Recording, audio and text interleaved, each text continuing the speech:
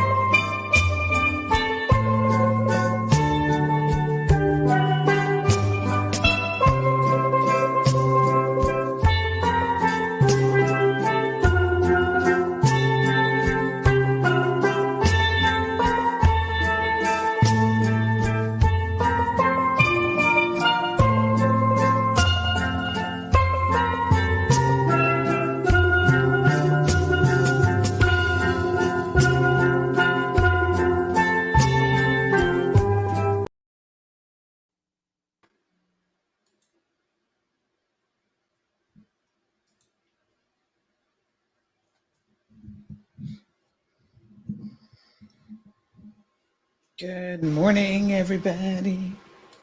Good morning, good morning.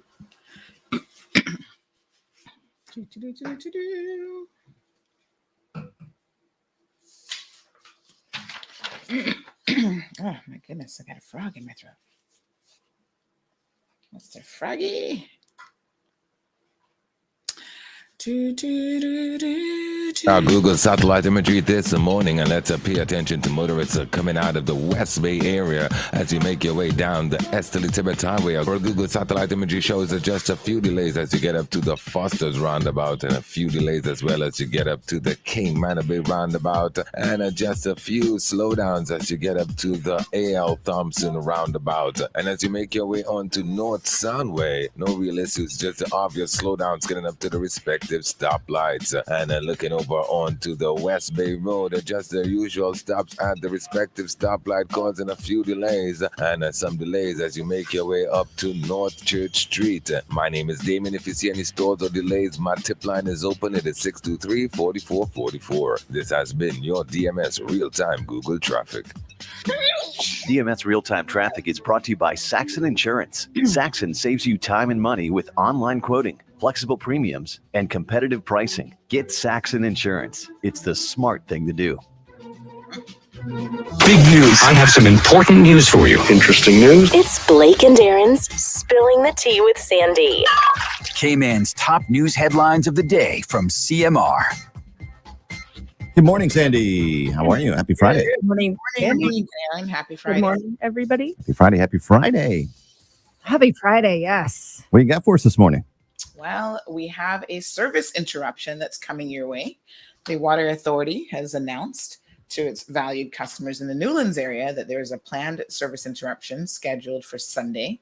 That is this Sunday, March the 27th, between 2 a.m. and 5 a.m. to facilitate some infrastructure upgrades. So, Okay. yeah, you won't be too impacted by that. That's when I take my showers. On a Sunday. Yep. Actually, That's when Aaron gets some me time. yeah, I'm like, it's a 3:30 a.m. shower. Yeah. Yes. The Department of Environment is urging everyone to please slow down and watch out for the critically endangered Sister Islands rock iguanas. So, of course, they are specific to the Sister Islands only. And these rock iguanas are not found anywhere else in the world. And there's at least 60 that are killed every single year in the Sister Islands just because of people running them over. You know, and they're quite big. Like, because I was just in Little Cayman and I had about 7 friends that were of the rock iguanas. There was one that was hanging out at the house we were staying at, the Reef House. And I'm saying it was huge. Yeah. And it was always, I would go to lay out on the lounger and it would come just like chill next to me. You don't want to cause an accident or, just to try to avoid on those islands, it's not like you're really going to cause an accident because there's not really that many cars. On Brack, you can go pretty fast. Yeah. Well, on some of those roads. Yes, but you still got to. If you don't see it, what's the speed limit? What's the speed limit? I don't think the highest is going like, it's not like 40 or 50. Yeah, listen, when you go to the Brack and Little Cayman, slow down. That's what the Brack and Little Cayman life is all about. We're in a hurry to go nowhere. Absolutely. Well, listen, those iguanas need to stop running out in front of cars. So somebody needs to talk to them. There used to be one at the Hungry giant, and it would. You know that Miss Marilyn Ennis, who's an employee of the Department of Children and Family Services, was awarded the 2021 Joyce Hilton Social Worker Award of the Year. So congratulations to her. This happened on Friday at an awards ceremony, and the Honorable Minister of Social Development, Mr. Andre Ebanks, expressed profound thanks and appreciation to all social workers, which, by the way, it's been like Social Worker Week, Social Worker Month. But he says, for the often unseen tie that binds society together. So congratulations to Miss Marilyn Ennis. Job well done. Now, did you guys hear this really super good news about the Cayman Islands Fire Service gaining international certification? No, that's cool, though. Yeah, they've been busy. So 8 firefighters have earned an Institution of Fire Engineers Level 2 certificate in fire service operations and safety. So congratulations to all of them. They completed a 3-hour, 120-question exam, which they sat back in October in order to receive this designation. So well done. Awesome. Oh. Yeah. So far, we've got 36 Caymanian firefighters who have obtained this IFE, internationally recognized fire and rescue qualification. That's wonderful. That's good for us. Yeah. Yeah, for sure. Ukrainian politician's wife was caught leaving the country with $28 million in hard, cold cash. Yeah, well, you're not going to leave it for the Russians. Yeah, exactly, right? Bye. Put it in the bank account. But yeah, and she also had 1.3 million in euros.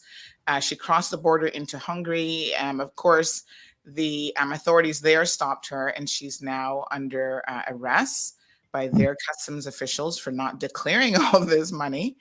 And there's now a huge investigation. I can't tell anyone I have $28 million on me. And plus, how do you carry that by yourself? Except for those 20 suitcases. It's a lot of suit. Yeah, it's a lot. Yeah, of I'm like, okay, yeah. But and it's U.S. bills too, by the way. Oh wow, it's like amazing. But yes, so her husband, who reportedly controls the nuclear energy systems of Ukraine and a number of uranium deposits, said that his wife was leaving the country to give birth, and denied that she was carrying the 7-figure sum. So, he claims that all his money is in the bank, but they are now looking at how she got across the border. So she's traveling with her mom and 2 Hungarian men. So somebody must have gotten bribed on the Ukrainian side, but I think the Hungarian officials didn't quite get the notice. So they arrested her. I mean, why would she be taking? I saw the story, but I haven't looked into it. So there's more to it than meets the eye. I don't want to leave my money behind. Which side was she on, though? That's what I'm saying. Let it get confiscated. I was saying, which side was she on? Well, She could have been on the Russian side and didn't want No, I don't. I Ah. don't think Okay. so. I think she was just trying to run with the hard cold cash. Yeah. to. Okay. We don't want to leave But it we're not behind. sanctioning Ukrainians. So the, Put it I'm into just our saying, bank like, account. I'm sure it's not like FDIC insured. Oh, those okay. are You know what I your mean? headlines on the cold hard truth. It's 7:29 a.m. It is. All On right. Monday, I would be like, gotta go. We're going live right now. I know. I know. Yeah, that's true. We're still Yeah. 7:30. Good. I would say, see you later. We were a little off today, so we'll be Yeah. better on Monday. Yeah. We have to be. Yeah, I know. We Listen, have to be better. I got clocks up on clocks in front of me. Marlon was like, I was like, Marlon, I got to really be punctual now and everything. He said, I got a solution, and he put this huge wall clock. It's actually not a clock. It's a what do you call this? Like a screen, and he's extended just the clock app on that for me. He's so handy. Mhm. And so now, yeah, I can keep an eye on the clock at all times. Excellent. We need one of those. Yeah. Yeah. Enjoy your weekend, and we'll see you for the big Monday. Yeah. Ooh, exciting news. Thanks, Yep. guys. Happy All right. Friday, y'all. Bye. So on Monday, we're going to be keeping it tight and right. Yes. Good morning, Virtuous. I'm trying to get some confirmation of something this morning that's part of our show. It's kind of a little bit of breaking news. So I'm just waiting in the RCIPS to respond to an email. Okay. Yes. On air. Why would someone message me at 7:26 and says, "Good morning. Are you able to take calls this morning? This is urgent, please and thank you." I'm like, you want to come on air? Who doesn't know that I'm on air at this time? Is it urgent, like coming on air urgent, or is it I want to talk to you off the air urgent? Because you can't have. Okay, no, I'm not available. Come on, folks, get in the groove now. Know what time the Cold Hard Truth is on. It's on every single morning for the past 2 years. Can you guys believe I have to literally pinch myself? I'm like, it's been 2 years already that we have actually been doing this show in the morning. Yeah, right? Isn't that crazy? But yeah, because we started in March of 2022. What a hot mess.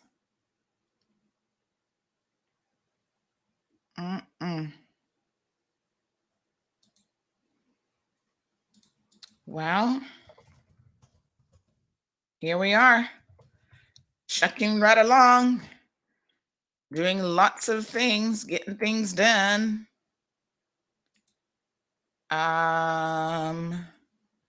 Yes, the Cold Hard Truth. I'm trying to remember what day in March of 2022 we actually got started. I'm going to find that. I can actually go back to, I can kind of do a search for in Facebook, but oh God, can I tell you, when you search something in Facebook, sometimes you get so many results. It's like crazy. But for sure, that was 2 years ago. We've been living with this COVID pandemic for 2 years because we started the show, the morning show, daily. Because remember, we used to do Tuesdays and Thursday evenings. And then we started daily because, to be quite honest, trying to go through, you guys know this, trying to go through all that COVID information was so mind-boggling at times. And, a lot of people are like, I don't understand this. I don't understand that. And so we started doing daily, but you know what? It wasn't even so much going through all the information. It was just for us to have company with each other because, child, we were so stressed out. Everybody was stressed out. We were all like, what's going to happen? It's Armageddon. We don't know. So I feel like we all needed a little bit of, my apologies, I forgot to zip up my top all the way. I felt like we all needed a little bit of comfort during those times. And so you guys were comforting me as much as I was trying to comfort you. And we were here for each other. Gosh darn it. Yes, we were. Somebody just sent me a message that says Jamaican married to Caymanian. Well, that's not in and of itself unusual. You got to tell me what else is going on. So yes, in 2020, we did 273 episodes of the Cold Hard Truth. So if I was good at math, I'd be able to figure that out more or less. 5 days a week. So,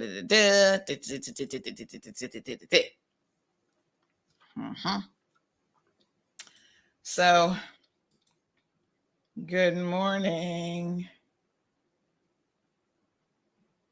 This is an issue, and she wanted me to move in 15 days. I got no place to go. So, you're a Jamaican married to Caymanian? Who's? I don't understand. Who's the Jamaican? You're the Jamaican?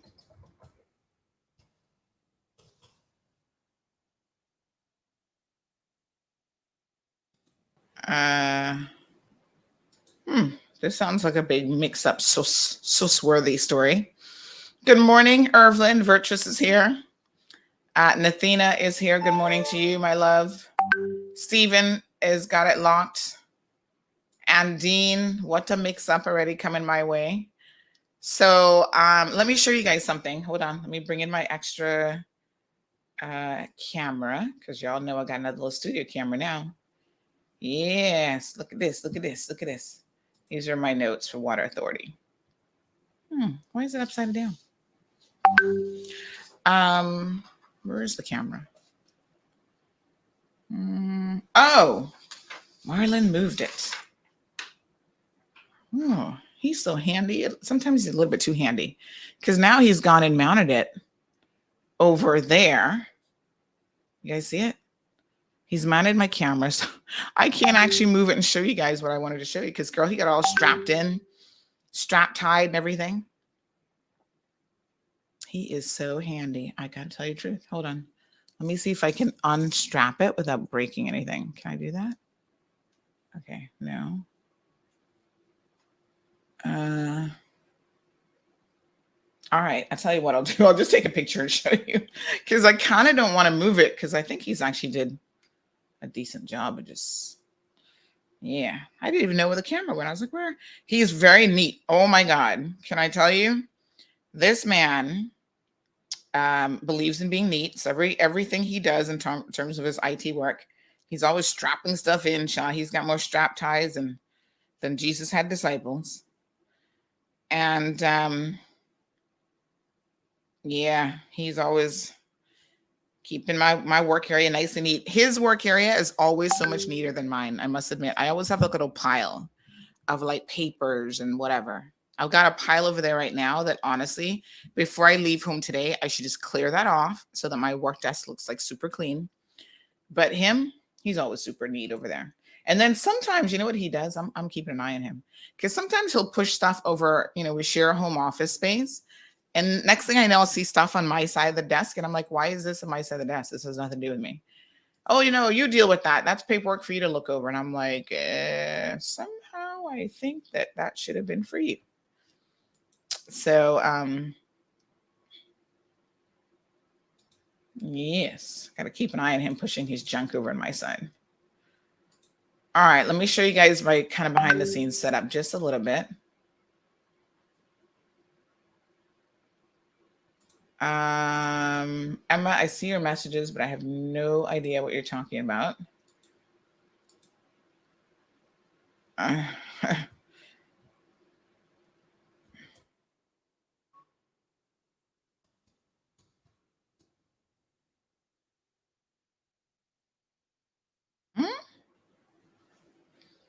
So I don't know. Okay.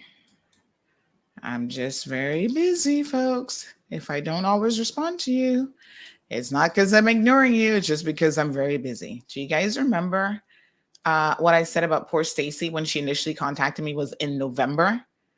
And I finally got around to responding to her in March. Yeah, I'm busy over here. Sometimes I don't think people appreciate what it takes to do what I do either. Not that I'm necessarily complaining, but if you guys don't have an appreciation, then sometimes you think people are over here slacking when we're working like super hard. All right. So good morning, Siobhan. Morning, Carmelie. How are you? Happy Friday. Shiwa running Cayman here is heaven for all. Who's running Cayman? Did I miss the conversation there? All right, just have a look at this. So this is this is the same workstation, but I've added that big screen there with the clock because, like I said, I've got to be very, very, very punctual in the mornings now. So the show has to start on air at 7:30. So you see this little clock over to the side? This I have to learn how to use between now and Monday, because this clock is going to help me with my everything. So it's got a duration portion of it. So if I have someone on for like 30 minutes, I want to be very, very precise. It has a time remaining. It has the current time. It has, what else? I can preset different things. So it's got like a clock, a timer. I can send messages to myself that like pop up on the screen, like take a break right now kind of thing. So this is really, really important because radio is different than what we do here, folks. Oh, KK, I got you now. That lady with the 28 million. Yes. So radio is so much more precise than what I do here, because you guys know if we go into overtime, it's no big deal. There's not a show afterwards. It's not like I have to run and be like, oh my gosh, somebody's coming on after me. You know, as long as we are good here, you know, you can log in and out and watch and whatever. It's all good. But now, when you're in radio, that's a whole other cup of tea. Because they have a log. Have you guys ever seen like a proper inside a studio? They've got all those computer screens and they've got their board. And their board is so much more sophisticated. Let me give you a glimpse of what their board looks like. It's awesome. Yeah, I think it's a picture that we actually have up today for a preview for this show. So their board is super cool.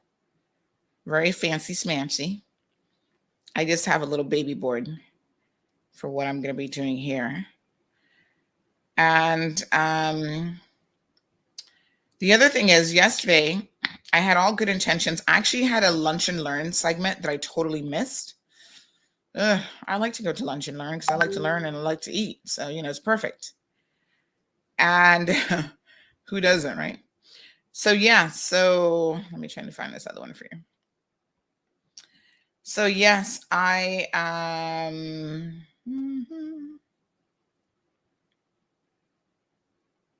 we go. I'm going to send this to myself so y'all can see this. Yes. So I missed that because pretty much all day yesterday I was home, and then I had to work last night. So I had to work the NRA event.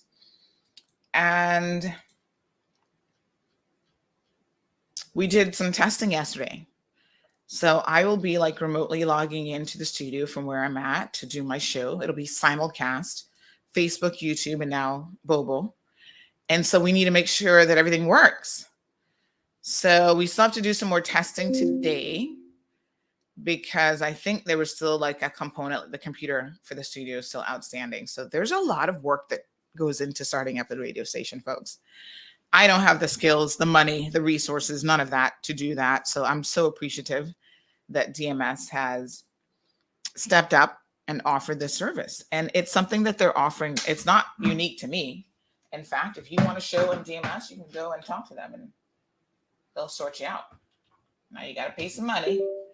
Nothing in life is free. But yeah, so let me show you what their board looks like. Check this out. Look at that. Now that's a board. That's a whole fancy smancy. So the engineers came, I think, over the weekend. They came back. Remember, they came and set up the first 2 of the 3 stations that they've been working on. So now they're back and they need to do all this kind of stuff. They've got an in-studio phone and all this sort of stuff. So their behind-the-scenes guy who is here on island, who does a lot of the, I guess, tech support, Dave, I had a little session with him yesterday, and he brought me in. We actually tested it on the 107 studio, and then he checked my volume levels, and I had to tweak some stuff. So they're like settings in the board itself that impact how my audio sounds on the radio. So we went through all that, child. I played like sounds. I showed him like sometimes I pull in a video feed. I wanted to make sure that he could hear that. And it's a good thing we're doing all this trial run, because there's certain things like, oh, I can't hear that. And then thankfully Marlon was here as well. And he assisted me with making some adjustments on this side. So some were computer based, some adjustments were on the board. And then this is their fancy board in their studio. Pretty cool, right? And because we have our own phone line, we, you can call in directly here. He's like, oh, that's cool, because then I don't have to figure out how to patch studio calls through to you. So I'm trying to think of everything on my end. And so, yeah, we're good. We're getting there. Now, DMS has had these stations in the works for a long time, like literally years. And now, because of COVID and other stuff, just slowed it down. Hopefully it's going to happen on Monday. So Monday morning, you can tune in right here, just like now. Or if you're driving and you don't have data, you can tune in on 89.1 Bobo. So Louis says, yes, we have our 5-year anniversary. I can hardly believe it. 5 years, just literally, when I say that flew by, I kid you not. I don't even know where the time went. But yes, it really flew by, which is amazing. Yep. I'm trying to find the exact date that we started in March. Does anybody know? It'd probably take me a while to go through it. But if you remember commenting on that day or whatever, this would have been the day that we started to go daily. I feel like it was mid-March or late March. Because I'm a little bit psychic, I keep telling you guys this, and I know some of y'all are like, I don't know what Sandy's talking about. But I do have some psychic powers. So I kind of feel like maybe the reason why I'm so hyper-focused on this today, maybe it was March the 25th of 2020. And my psychic powers are just hard at work. Let me see if I can figure it out.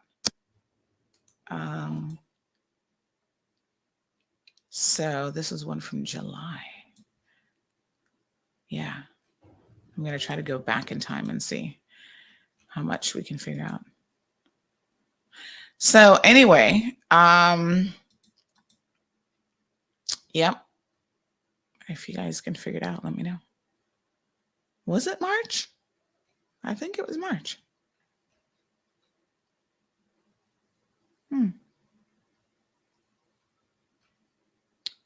2020. Yeah, time flies. What can I say? I bet you I know how I can do this pretty easily. I'm just thinking about the search options in Facebook. Sometimes you forget how to do certain things, and then you forget all of the features of something. We've got 62.6 thousand followers on Facebook, by the way. Amazing. All right, Scott and Carmelie. I kept saying 2022, 2020. You guys know what I mean.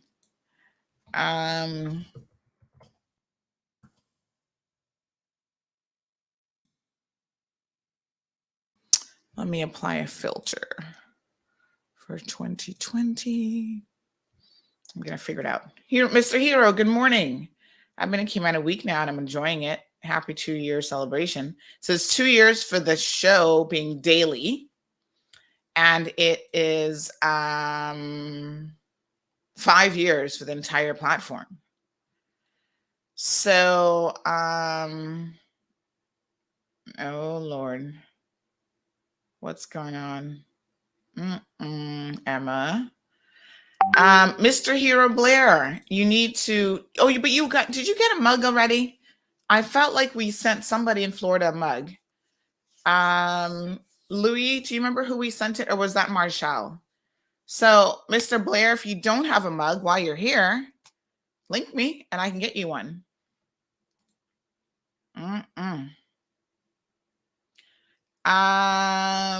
Nathina says, ooh, I got my love all. I hope y'all are jealous. What love all? What am I missing? Lucille, good morning. Good morning, Barbara. Lucy says, Sandy, I love your show. I don't care who likes it. At least I know what is going on home. I will keep myself in line so you do not catch me with my love. Catch up with me. Love you all. See you soon.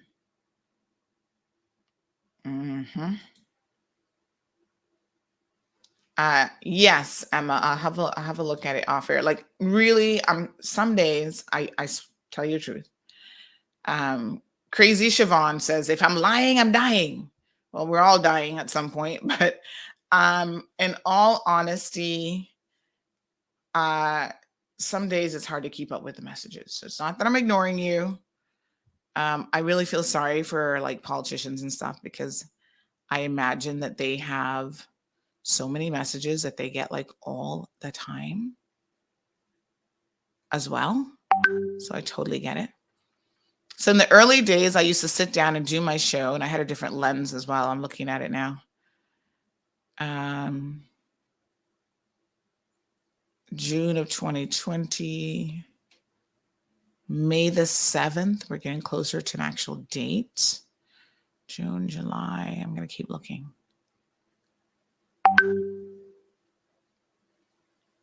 January of 2020. We were live with, that must have been a Thursday.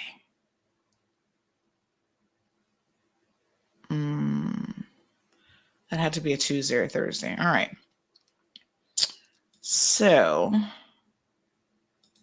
anybody get a calendar handy? So 2020, January the 30th was a Thursday. So we're still doing daily. I mean, we're still doing Tuesday, Thursdays in January for sure. Yeah, no, man, it was March. All right, I'm going to figure it out. All right, so folks, thank you guys so much for tuning in. We got a couple of things to talk about this morning. Good morning, Brother Tommy. Jonathan, so you definitely must be descendant of Miss Cleo. Why is that? Oh, because of the psychic powers? Did she have psychic powers, or was she just a good cook? Or that's the other Miss Cleo. I'm telling you, the other day, Andine, I got something to tell you about that. Hold on. Don't be so quick. Something's going on. So, Jonathan, the other day, I keep telling y'all I do have a little bit of a psychic flair. Now, I'm not trying to say that I'm going to be sitting here telling you that dead people talking to you or reading your palms or anything like that. But I, who was it that I called in message? I think it was Marlon. Something I did. Did I do something with Marlon? And then I called another person. They were like, did you just speak to, Marlon was like, did you just speak to this person? And I said, no. Why? He's like, I literally just spoke to them and said, I need to get Sandy to do something for me, whatever. Are you sure you didn't speak with them? And I said, no. But like I was calling him like at about the same time he was hanging up the phone with the person. I literally was calling him to say, I can't remember what it was now, but we need to do XYZ with this person, whatever. And he was like, did you just speak to them? And I said, no. And he was like, that is so weird.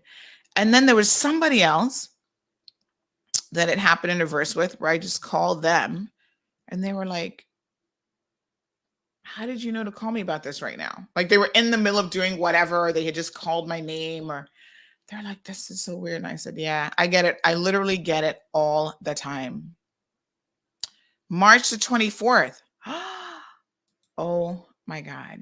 Are you kidding me? March 24th of 20. All right, hold on. I'm on to something now. Back in 2020, March the 24th was a Tuesday. So I do believe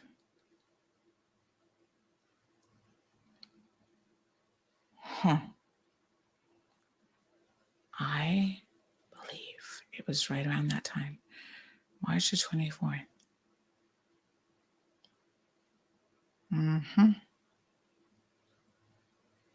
Okay, I'm getting closer. It's a little bit of a mystery. March the 3rd.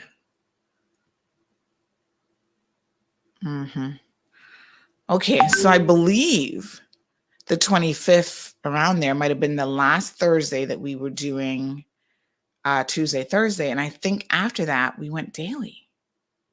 I'm on it. I'm going to soon tell you in a second. March the 24th. In 2020, that was a Thursday. March the 24th. No, that was a Tuesday. Hold on. Back it up. March the 23rd. I think I'm onto it. March the 24th. Huh. All right. I'm getting ever so closer to figuring out the exact date. All right. So, folks, lots of parents contacted me yesterday about the Triple C story. And basically, they were saying, thanks for covering it.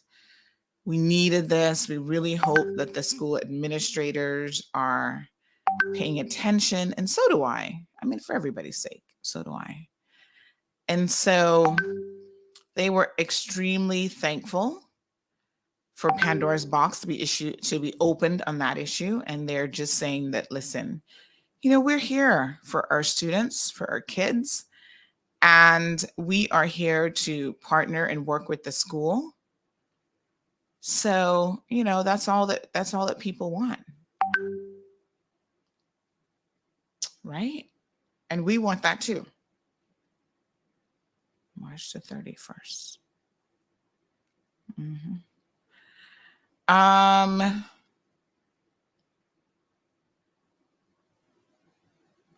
So I think that we actually started, this is my deduction now, that the last Tuesday, Thursday, like evening show would have been on March the 31st.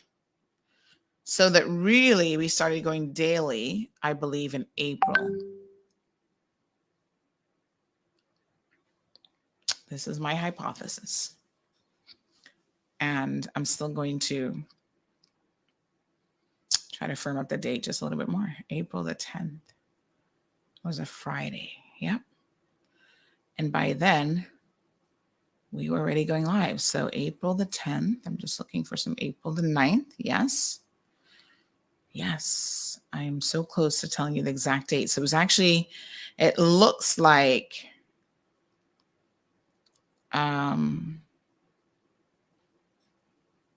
right after that Tuesday, which was the 31st, we started to go daily. So actually it was in April the 2nd.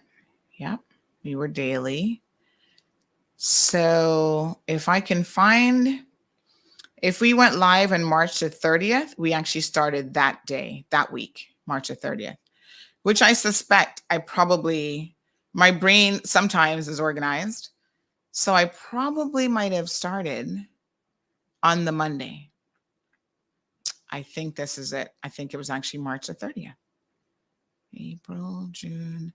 It doesn't, when you search on Facebook, it doesn't do it in chronological order, which is kind of weird. So I see a show for March the 31st, and now I'm just scrolling through to see if I see anything for March the 30th. Otherwise, maybe I started on April the 1st because it was a new month, which would also make sense.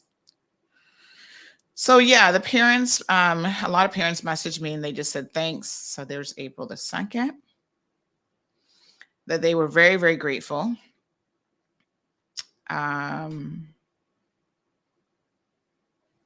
They were very, very grateful for the conversation.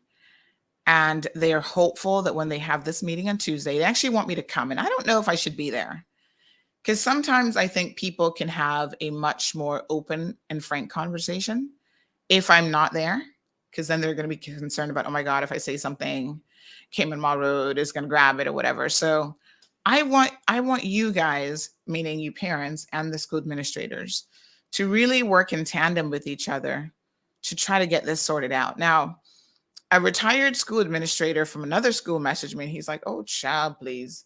Triple C has always been a hot mess. And I was like, really? And then he's like, yeah, good luck with that one. I was like, geez, I'm peace. I think what has happened is it has become much hotter of a mess than it was before. And, it's just complete failure. But he was like, and he was at another private school, a principal at another private school that is well ranked. And he was just like, no one in education has ever respected Triple C, basically, was what he was saying. And I was like, oh, I mean, I don't know nothing about that. That's probably before my days. But it's interesting how educators see each other as well. Believe me, when you have kids in school and sometimes you talk to teachers, I have frank conversations with both parents and teachers a lot. Like, should I put my daughter in this school? Should we go here? Should we go there? And a lot of times they're just like, believe me, Sandy, you do not want to go there with your daughter. And I'm like, really? And then sometimes you get a different perspective. Like, I had a perspective of a certain school and I was like, oh, they're too hoity-toity, they're too this, they're too that. And a parent said to me, listen to me, girl, you want your daughter to get the best possible education, and every single school is going to have problems. And what you need to recognize is that you got to go with a school that has a good foundation, good administrators, and good resources, because resources are really, really important too. Because if your children are learning the theory of whatever and they don't even have a proper science lab, or they don't have access to amenities, all of that stuff can make a significant difference. And there's just their hands-on experience, because of course, that children tend to learn and do better hands-on. I said, that's true. Of course, my concern was more on the cultural side. I'm like, I don't know that this school has a true appreciation of what it's like to be a Caymanian. And they're like, there may not be a lot of Caymanian students there, but how do you change that narrative if you're saying that you won't allow your daughter to go there and you're a Caymanian and I'm like, sometimes you got to really think when people say things to you. And then they said, and the school is actually open to doing more on that front with, lessons about Cayman culture and Cayman history and that sort of thing. And what I say, for me, the biggest thing between private and public school in the Cayman Islands, I'm the product of public schools. I never went to no fancy schmancy private school in my life. I went to public schools in the States. And, I'm a product of starting out at Miss Glita's, which I think that was just out of her house, right? I don't even remember where that was. I just know that it was somewhere close to where immigration is, because for some reason, some of my earliest memories was having to walk to Miss Glita's with my sisters. So yeah, I must say that for me, public school in the US worked really, really well. But I also think that public school in the US, where I was very different. And I think every person's experience can be different, because there's some public schools in the US that are absolutely horrendous. And you do not want to go anywhere near those public schools. But in Tampa, where I was, all the public schools that I went to were like decent public schools. I went to Chamberlain High School, and we had AP classes, honors classes, the works. And quite frankly, I must say that, I pretty much could go anywhere in the state of Florida that I wanted to go to for university, because my grades were really good. And, I focus on maintaining those grades. It occurred to me at some point that I needed to really shape up my academic life. I got it when I hit middle school, because I think in elementary school, like, you don't really appreciate a lot of stuff. You're like, yeah, but when I got to middle school and I was like, soon I'm going to be in high school. I got to get ready. Like, that's when it counts. That's when GPAs count. Because if you want to go on to college, you got to have a decent GPA and, all this kind of stuff. So I thought, right, I got to really start, shaping up. So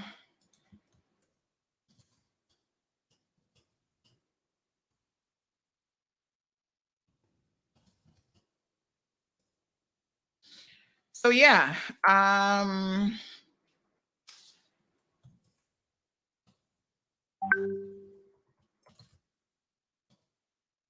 So yeah, I mean, I started shaping up, focusing on my schoolwork. I always had so much homework. Oh my God, they used to kill us with the homework.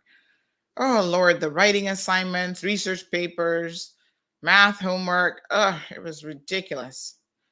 And I was just like, girl, this is what you got to do to try to get a good job in this world. Apparently, they all want a college education.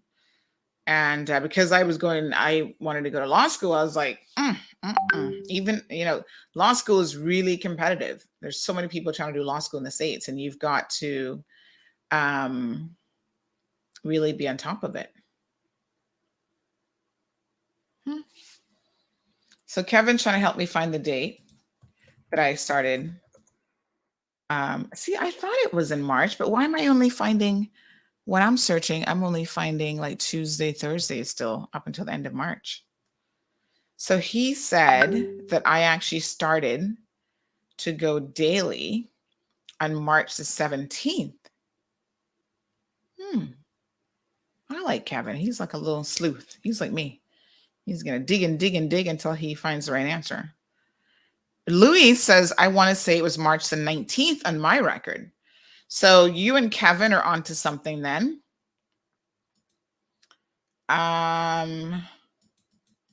Let me just look at the dates in March of 2020. So the 17th would have been a Tuesday. Did I not go live on the 16th? Because I kind of feel like if I had made this sort of a decision, that I might have made it like on a Monday.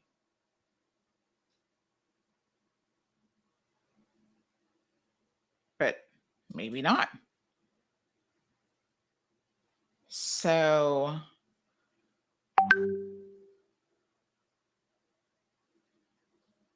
that was on the 17th. On the 16th, he said I went live after a press briefing. So maybe that press briefing was so confusing that led me to go, oh my God, we need to start doing a live daily. All right, so we'll say March the 17th. So happy anniversary. That'll be 2 years as of last week, Thursday, that we've been doing it as a daily show. Fantastic. All right, I'll say March the 17th. That works for me. Although technically I went live on the 16th as well. So let's count it on the 16th. I like the number 16. All right. Morning, Lavana. Cecil, thank you so much. Happy Friday. He says you're doing a fantastic job. Blessed Friday, my dear friend. Thank you. Happy Friday, Diamond Princess. Triple C had a very good curriculum and well respected when Miss Marjorie Ebanks was the principal. My son graduated in 2008. Miss Moya says my mother went to her for a year or two as well. I don't remember anything about Miss Glida. I must say, my memories of her, I don't remember her, but I remember the name. And I feel like my sisters, I'm not sure which one, used to prank me a lot. So at some point, one of my earliest memories was tiptoeing everywhere I went for a while. I don't know if that meant a day or a week, because one of my sisters, Carmely, it might have been you, I don't know who it was, told me something about a duppy was going to get me if I didn't tiptoe or something. So I was literally walking on my toes as probably a 5-year-old.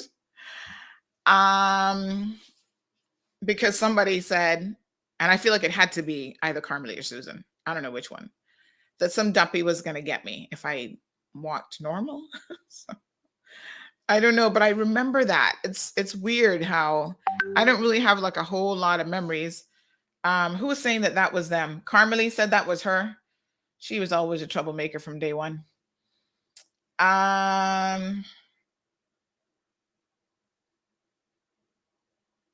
She says, turn off your notification. It keeps going bling, bling every time a message comes in. I can't turn it off because that's what's up on the computer. So now because all the sounds are going through my board, that is something I have no control over. And you know what's going to happen? When we start in the radio, people are going to hear those as well. Now, let me write myself a little note. Hold on. I might be able to go into the settings on the computer and turn that off. I'm not sure. So let me just ask Marlon about that. So what's the audio settings? Because maybe I think you can turn off when you do certain things if it makes a noise in the computer. Yeah, but these are all the things I need to think about because anything that happens on the computer now, it's running through the board. You guys are going to hear it. But I have to do it that way in order for it to work properly in the radio. So,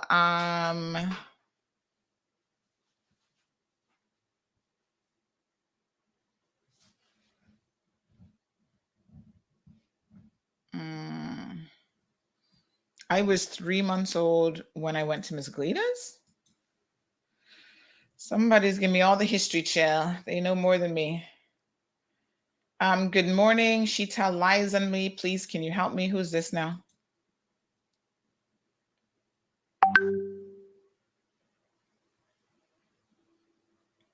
Oh, Lord, have mercy. Here's another crazy situation. All right, let's move on. So, let me see. Someone says, good morning, Sandy. Happy Friday. Love your studio. Keep up the great work. So let's talk about a couple of things here. Jamelia says we used to hear it before, but it wasn't so loud. Yeah, that's because it actually wasn't going through the board. It was still going through the external speakers. But now the settings are such that it goes to the board. So first of all, I got a lot going on in the background. So I'm working on with multiple designers to get all the graphic stuff updated on the website to say, hey, we're going live on Monday. So I've got one guy, Ali, working on stuff. Patrick is working on stuff for me with his guy because we're going to do some really big boards in Georgetown. Monday morning, you'll see them. You'll be like, whoa, Sandy, gone large. So those are going to go up late Sunday night so that everybody driving in traffic is going to see. You need to tune in right now to 89.1 to get all the morning news and the morning tea. I have voiceover people working on, I tell you, there's a whole production behind the scenes going on right now, but I've got voiceover people who are working on redoing the intro for the morning show because now we have to include elements of, we're in 89.1. We've already got show sponsors coming on board. And hoping that today they're going to send me some stuff about what their segment is going to be called so we can include that in the intro.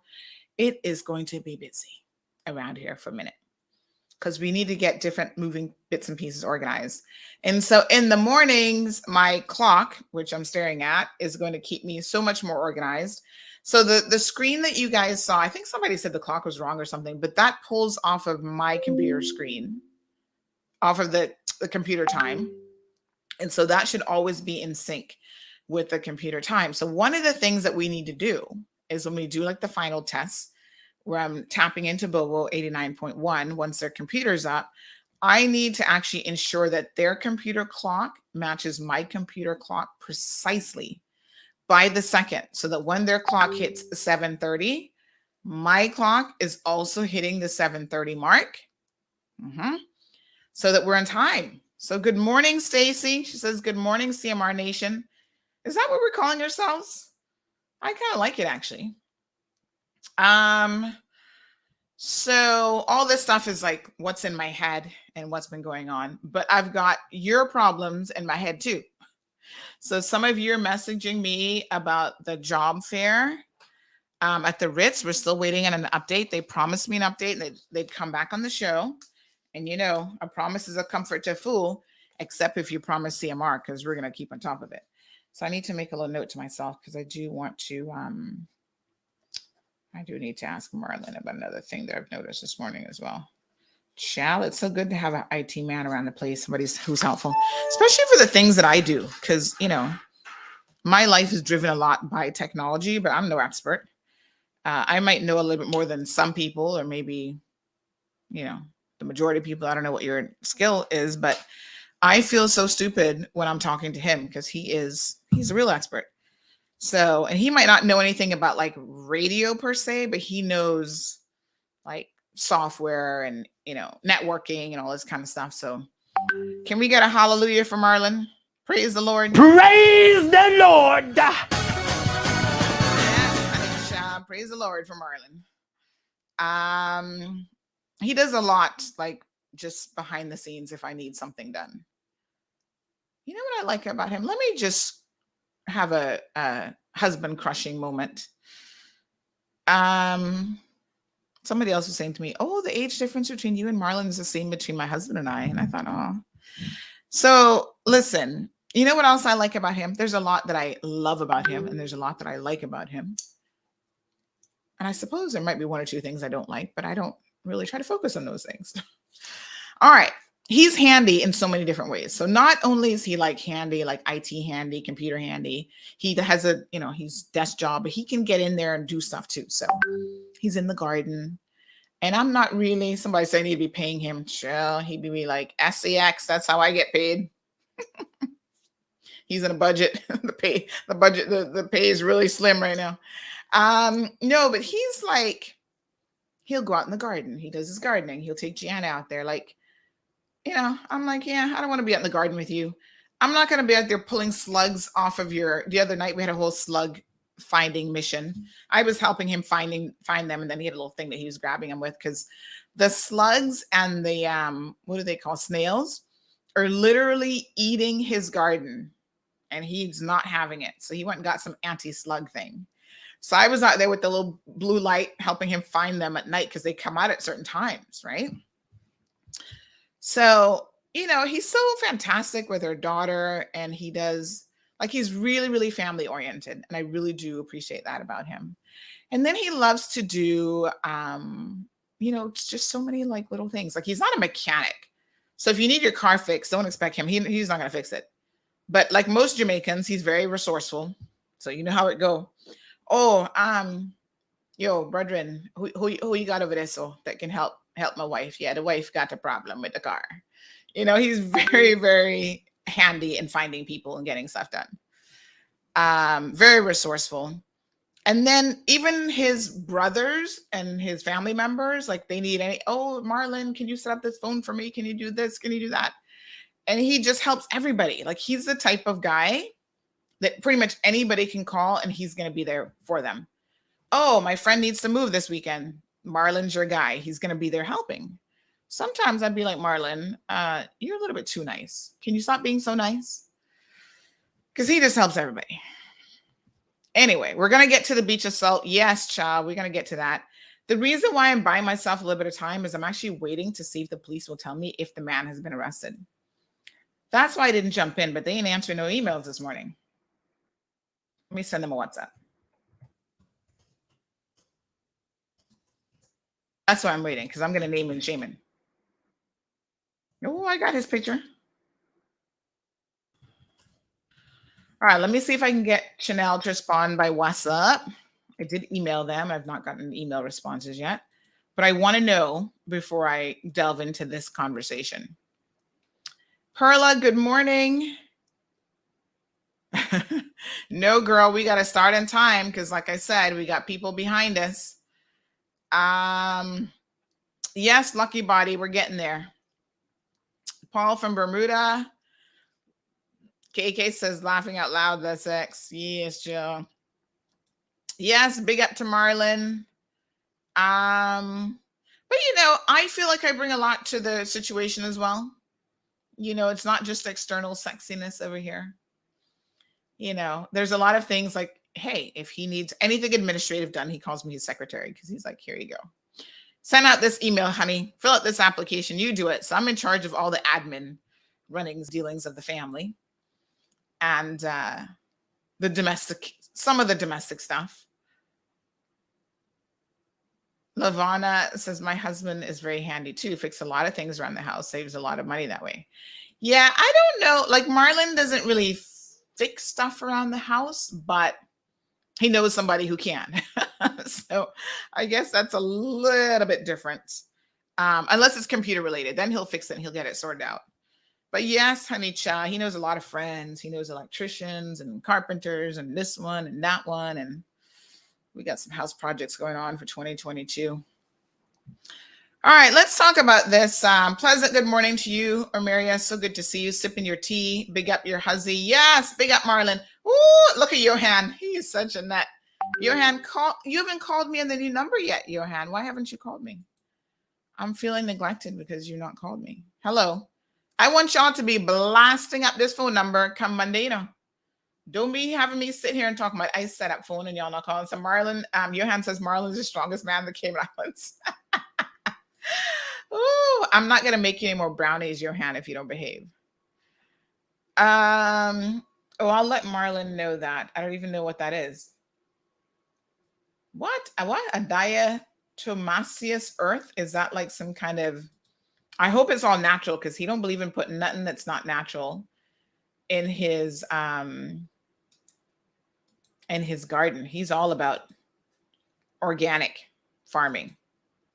So yes, for snails in your garden, leave a bowl of beer. Yes, beer out in the garden overnight, and you'll find it full of snails the next morning.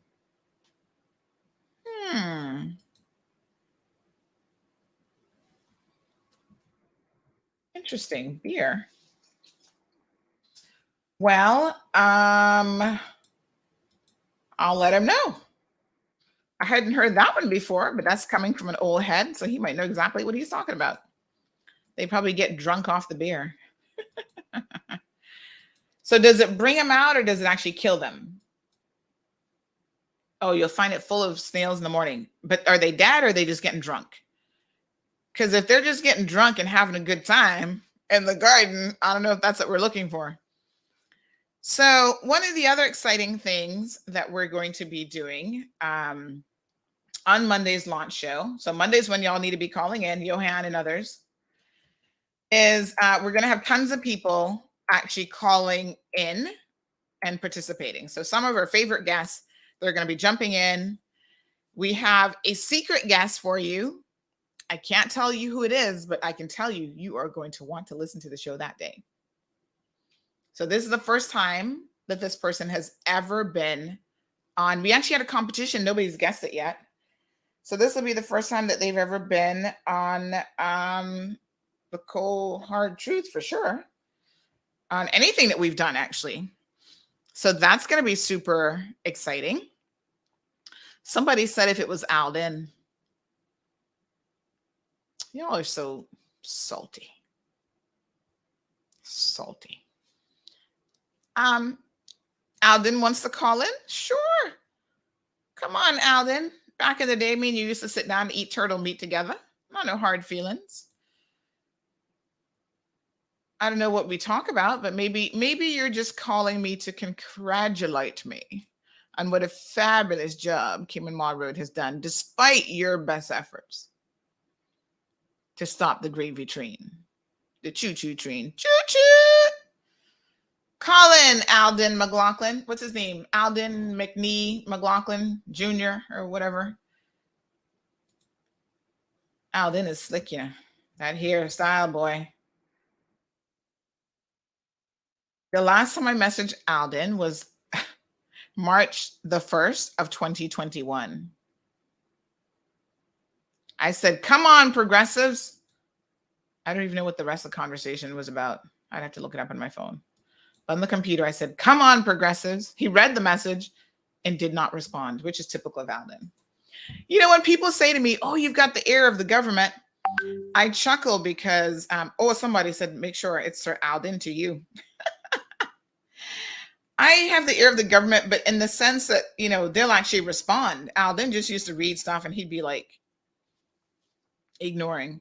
Oh, this was okay. Hold on. Let me tell y'all what I was messaging Alden about. This is kind of funny. You know what? Y'all hold on a second now. I'm going to show you something. Remember now, we're getting all high tech around here.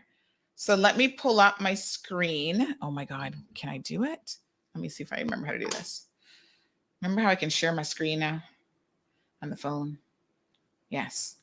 Okay, so how do I do this again? Oh Lord, my poor brain is like, can't remember.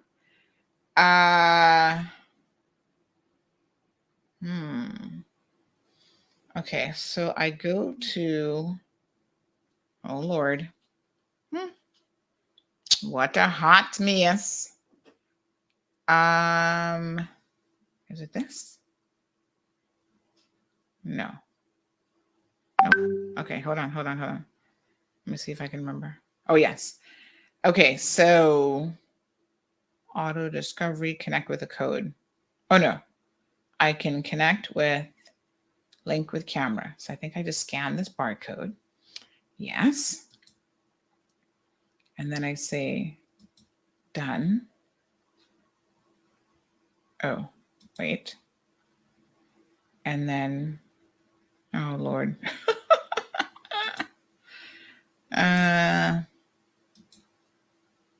And then what do I do? Oh, this is when I need Marlon. I'm like, I can't remember the steps to share my screen. Hold on now, because I've got to learn how to do this.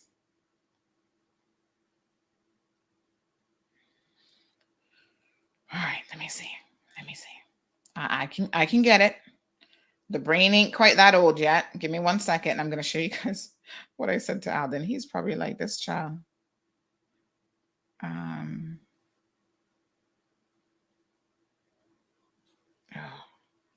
Oh man.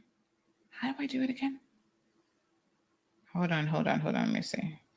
I feel like I'm like halfway there. And then he says, oh, go and tell it, swipe down from the top and mirror to your PC. Oh, okay. All right. Hold on. I think we got it. So swipe down. I hate when you do this with phones. Swipe down and then screen mirror. And then there we go. I think this is it. Did I get it? Okay, hold on. And then I have to put in this code. Everything's security these days, chill.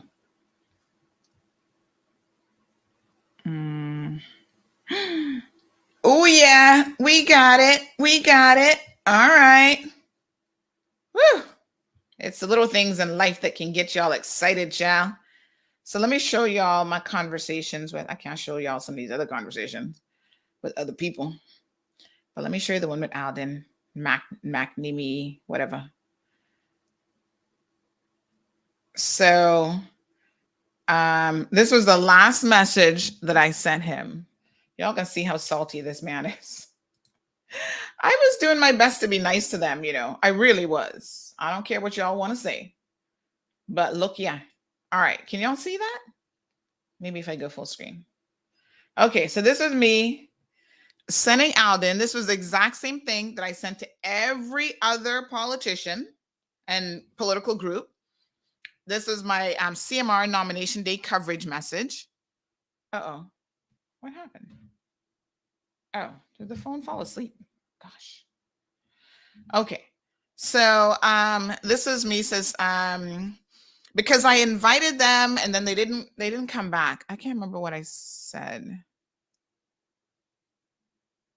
So here I am talking about being transparent. If you want to really be transparent and reach the people, you should talk to CMR. Of course, he ignored me. And I say, stay blessed. He must have been like, this BI. Yeah. So then March the 1st, I message him. I don't know how to make it any bigger, actually. It looks so big on my screen, but anyway, I'll read it to you, basically. I'll tell you what it says. So CMR nomination day coverage. I said, thank you for agreeing. He hadn't agreed for live nomination day coverage, but I was literally like at the last minute, I was like, you know what? I'm still going to, do I zoom in on the device, or I don't know how to make it any bigger. I'll have to ask Marlon. That's a Marlon question. Because it's like full screen on this monitor already. But anyway, I was basically saying, listen, we're going to do a full day nomination day coverage on March the 1st of 2021. We'd be happy to have you, yada, yada, yada. Here's the link. And I even said, this is the process. Like every single candidate that I knew that was running at that time got this message. And as you can see here, I ended it with, come on, progressives. And they didn't come on. He did not engage at all. He read the message, as you can see, the little double marks. And he was just like, whatever, Sandy. So when y'all think that, I'm in love with the cocoa, I'm in love with the PAC, it's not really that. It's that when I message PAC, they actually respond. So yesterday, let's talk about something serious now. Yesterday, I got a call from a mother who is really distraught about her situation with her kids. They're from another country, and she literally does not want to send them back because she's afraid of what the outcome will be for her children. So she's already had one daughter that was raped in her country. And as a result of that, years later, the daughter ended up dying. This is really a sad situation. And I knew about that because she told me about it. The daughter basically contracted a deadly sexually transmitted disease, AIDS, from her rapist. And she lived for a number of years. And, it's medication that you have to buy to help anybody who's HIV positive try to survive. And eventually the daughter died a couple years ago. And so she's like, my kids are here now, and I'm trying to work, and I'm trying to do all this stuff. And it was just so heavy for me yesterday hearing this conversation. And she started crying, and I was like, oh my God.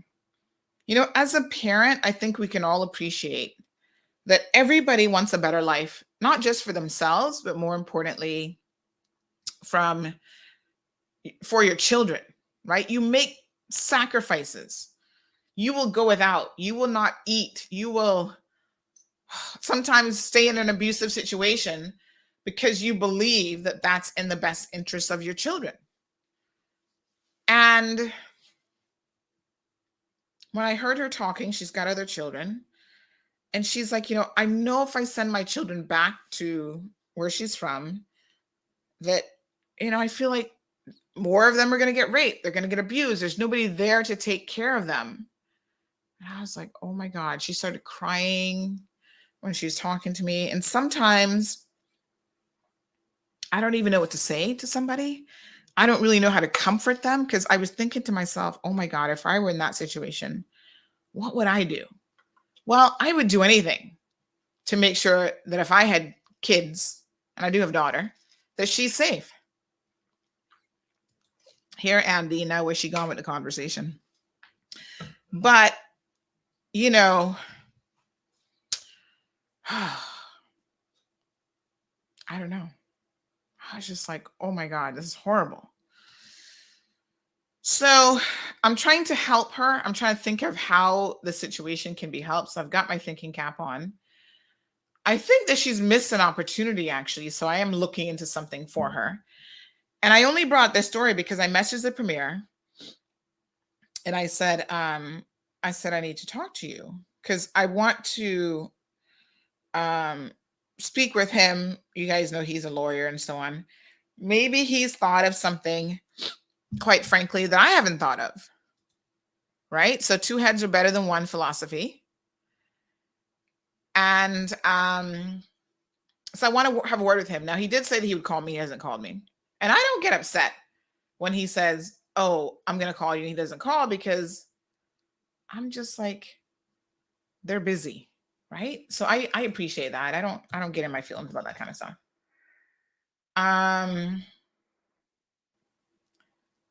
So I think that's the difference. Like, he's going to respond. Kenneth, there is one or two MPs that are not the best at responding. I have actually had an MP, and I'm not going to say who it is, in the PACT government that every single time that I have messaged them, I've never gotten a response from them. It is the weirdest thing. And I don't know, like, I'm not trying to make any assumptions. Like, maybe they really are super busy, but it is what it is. Now, they have had their people reach out to me, which I think is so weird. I'm like, why wouldn't you just respond directly? But I'll get a conversation. I'll get an explanation one day about that particular person. And maybe at that point, I'll let you guys know who it is. But it is interesting. And they've never been on the show or anything like that. So some of you are saying that Woody should come on the show. I will certainly invite Woody. I'd love to have Woody come on for our inaugural on-air segment. When will Facebook come up with a thumbs down? Oh, child, I don't know. So we want to express our sincere condolences to Miss Donna and the Minister of Tourism and Transport this morning. They are dealing with a loss in their family, and I heard it yesterday afternoon. Actually, I think by yesterday morning I'd heard it.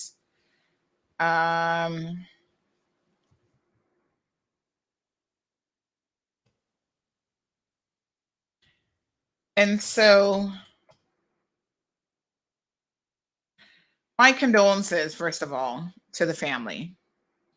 I didn't even know that Kenneth had another sister, but apparently she lives in the UK. And Miss Donna, I'm so sorry. As a mother, I cannot believe it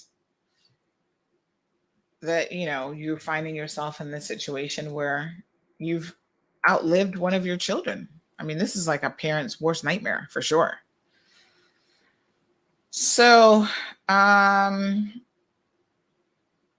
name is Latoya. So this would be Kenneth Bryan's sister. Apparently her dad is Mr. Lammy Seymour, is what I've been told, and she was living in the UK. So yeah, but yesterday afternoon I was getting messages about this, and I don't think I ever met Latoya. So I don't know how long she's been there. Her face looks familiar, but then it could just look familiar because of her family. Like, like, oh yeah, she looks like Miss Dawn actually. And so this is Latoya. This is the three siblings here. I think everybody knows Patricia. So when somebody said his sister, my mind went to Patricia. I was like, what? And then they were like, no, she lives in the UK. And I'm like, a sister that lives in the UK? So Kenneth, we're so sorry for your loss. Miss Donna, we know, is often listening to the program. So,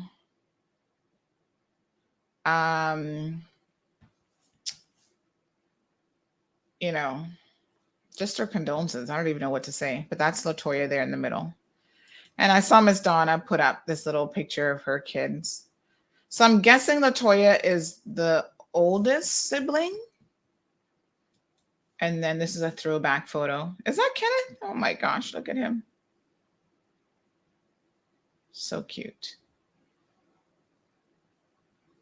The hairstyles back in the day. So yeah, really sorry for your loss, Miss Donna and the rest of the family. Unbelievable.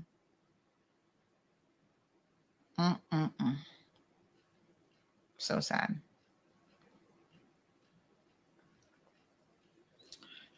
Ugh. Yeah. Don't know what to say. Such a tough situation, really. All right. Emma says, call them out. They should never be too busy for their people.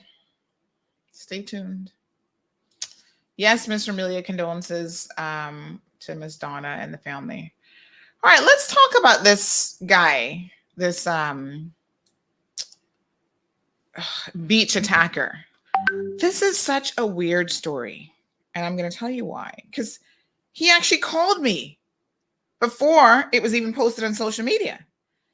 So Give me 1 second. I'm gonna look for the original message that the young lady had posted up on social media. It's so bizarre, right? But like I said, some days I get a lot of phone calls, I get a lot of messages. So he called me on, what day was that? The day of the attack.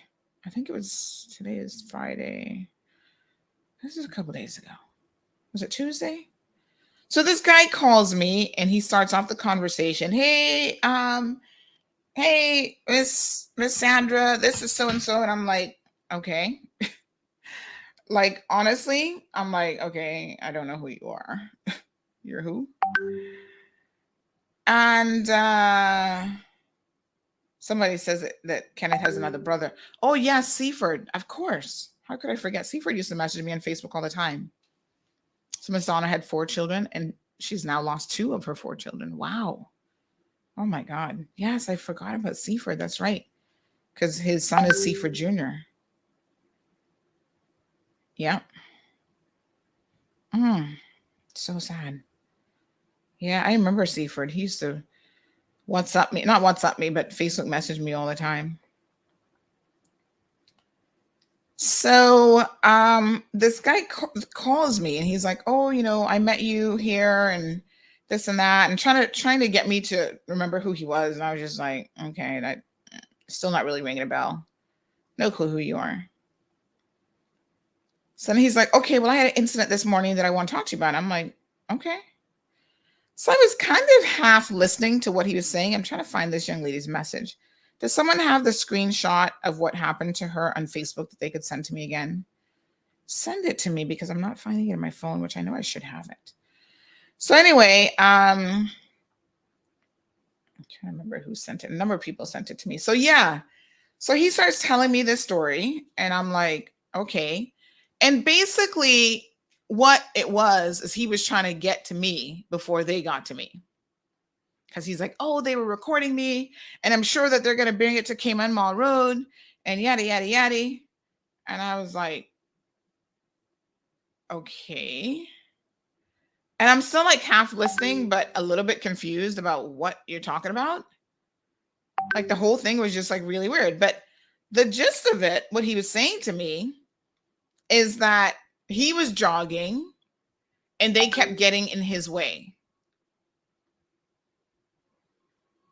And he assumed that they were doing it on purpose. So I'm like, okay, so he's jogging on the beach and he's saying he's jogging, minding his own business. And I see someone has just sent it to me. Thank you. And, he's trying to mind.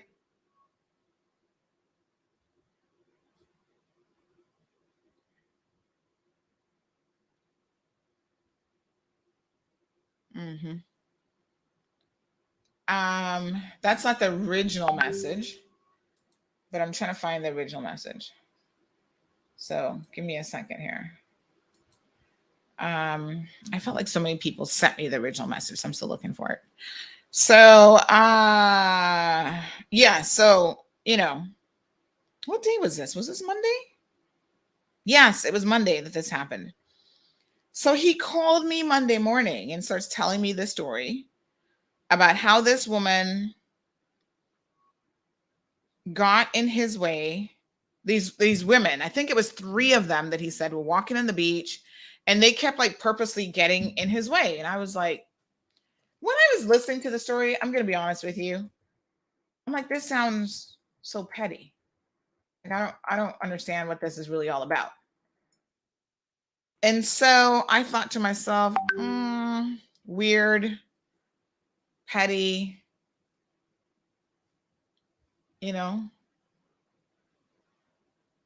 So now the Compass has put up a video. So they gave the Compass the video. And of course, I can't show the Compass video because they'll be sending their lawyers to sue me by afternoon.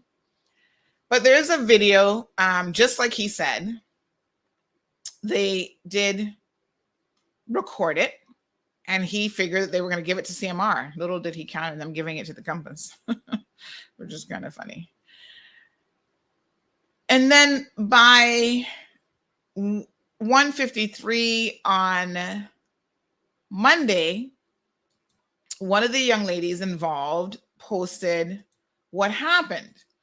Now, this sounds awfully different than what he said happened. I got to tell you the truth. When I read this, I was like, WTF? It sounds like this man legit attacked these women.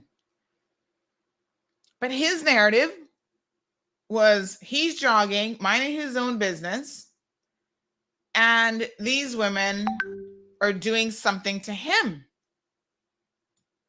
I'm like, okay. But like I said, when he was explaining it, I actually didn't really take it that seriously because I was like, okay, it sounds like he got upset, thought that they were in his way, started to act a little bit crazy, I guess. And, you know, things just got a little bit out of hand.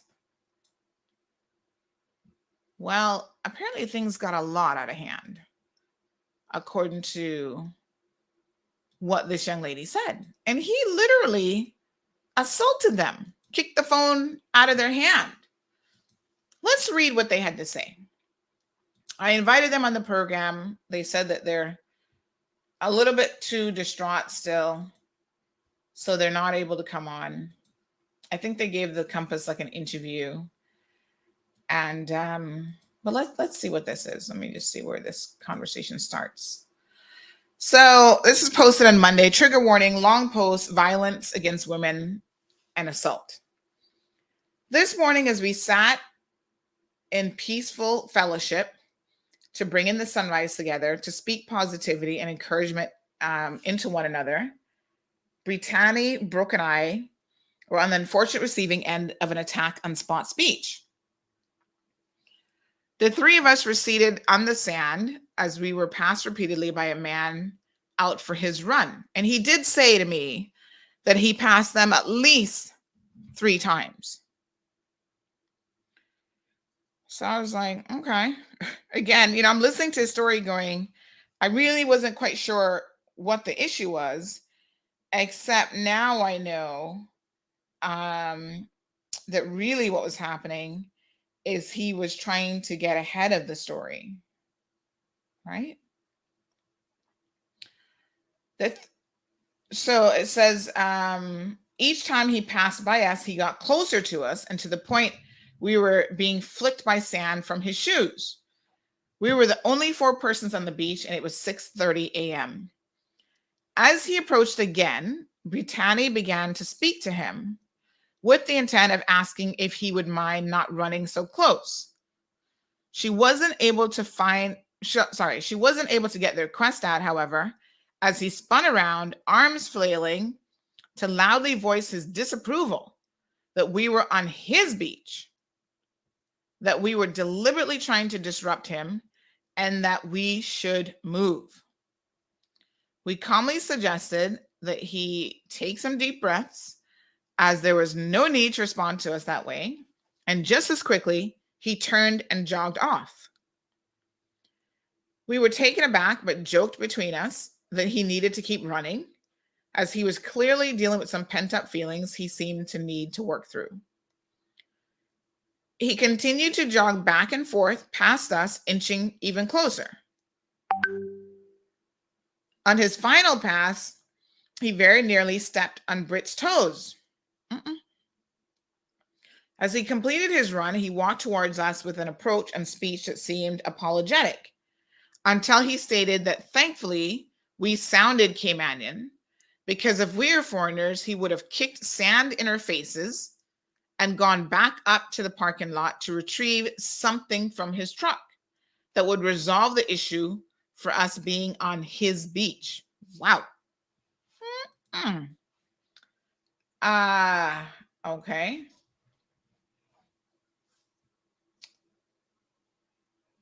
The 3 of us were seated on the sand. This man was easy 6 feet tall and was looming over us. And at this point, he's speaking very aggressively and gesturing with the water bottle in his hand towards us. We felt threatened but what he said, and even more by his presence, by what he said, and even more by his presence. As I picked up my phone to record the situation, my phone was in my lap, he turned to me and immediately violently kicked towards my face. He kicks the back of my right hand as I raise it. Both of my hands and my foot connect. Wait a minute, sorry. Both my hand and his foot connect with my face, and my phone goes flying about 40 feet across the sand. Brooke, who is on my left, is also sprayed with sand at this point. The details after this become blurred for me and Britt and Brooke. The details after this become blurred for me as Britt and Brooke leapt to their feet to stand between the man and I. Momentarily in shock, I was still sitting on the sand as he stepped towards me. He was shouting, they were shouting, and I saw him continue aggressively towards the three of us. And as he boldly made contact with Britt, I jumped up to pull them back and away from him.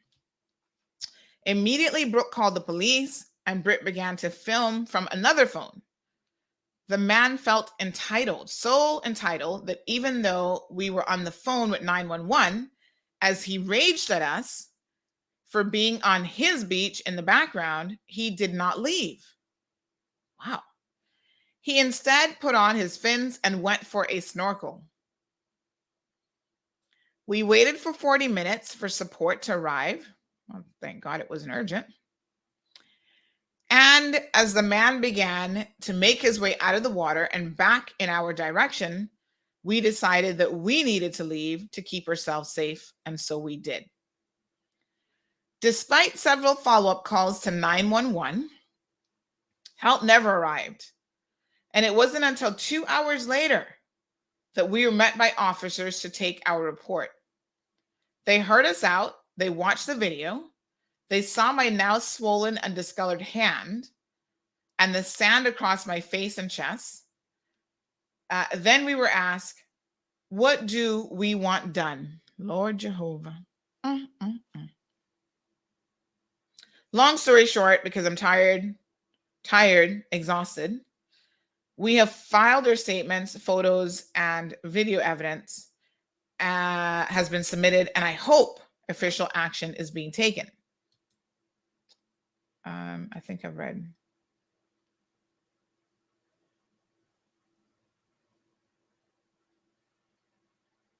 Yeah, I think that's the end of it. Wow, what a mess. So the stories diverge. Oh, wait. I think there's more. Did I miss the...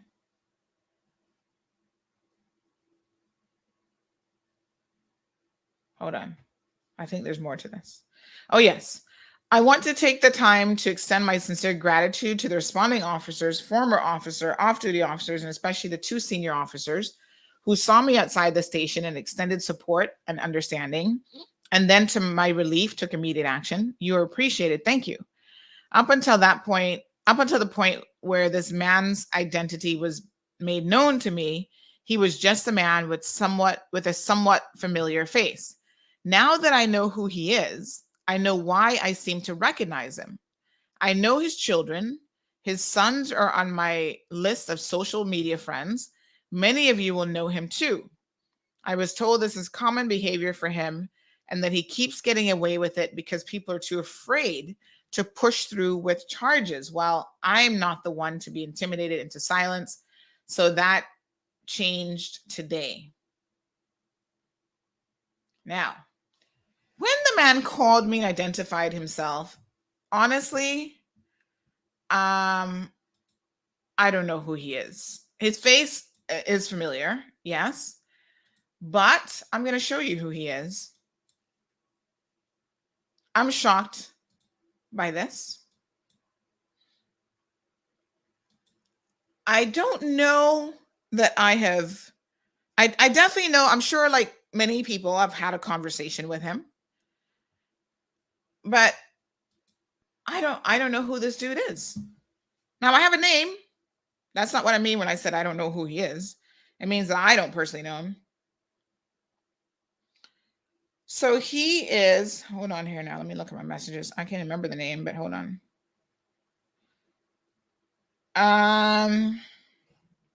Wendell Scott.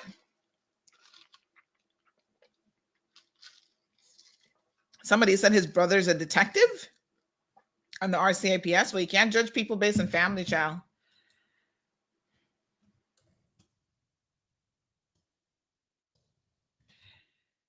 So we were trying to get the video. We've not been able to get a clean copy of the video as yet.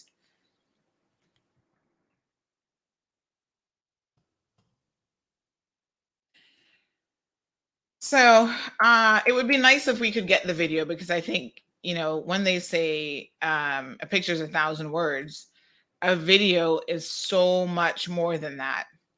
But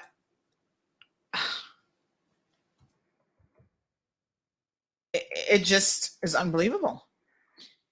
I don't know what was going on with him that day, but this to me is, like I said, I don't know him, so I don't know if this is out of character, in character. I've heard some people say, yes, they feel like he has an anger issue. I mean, I don't know. I don't know that. But there are people who are saying, Sandy, I'm not surprised by this. But what on earth would make you do something like this? I guess there was a sense of entitlement that it's his beach. I don't know if he goes there every morning and they were all of a sudden in his space, but none of that would explain this aggressive response to these women. Now, I could swear, and again, the conversation was like I was half like listening to it because I was like, ugh, this sounds really petty. But now I thought that they were walking on the beach when he started running. They say that they were sitting on the beach having devotion or whatever. But I could swear that he said they were walking and he felt like they kept purposely trying to maneuver themselves in his way and in his space. But come on, dude. Your response can't be to attack 3 women who I understand are actually very petite. I see the picture of Brittany, and I don't know how tall she is, but based on the photos that I'm looking at of her, she looks pretty tiny, right? I'm just looking at her in relation to other people.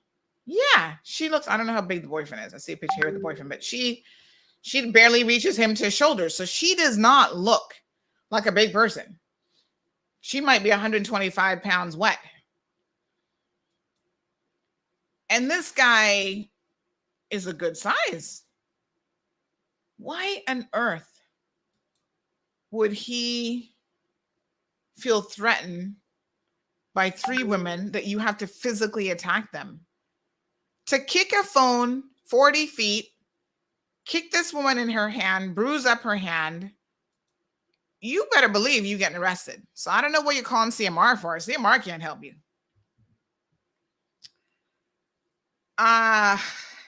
Police, their response is less than what it should have been, to say the least.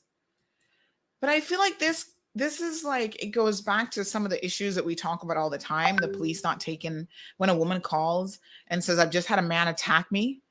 That should be like,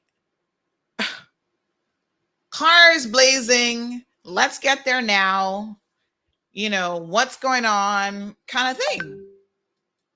This, in my mind, was still a clear and present danger while they were there. And they had to remove themselves out of the situation in order to take themselves to safety. Now, when you're in a public space, folks, I mean, come on. This is crazy. That you should be the one that is afraid at 6:30 in the morning of being attacked by some crazed lunatic who's jogging the beach and snorkeling. Now, Mr. Wendell, you called me, and like I said, I wasn't really half paying attention to the story because it sounded like, what is this? You're more than welcome to call back and give us your side of the story. The studio number, you guys have it there.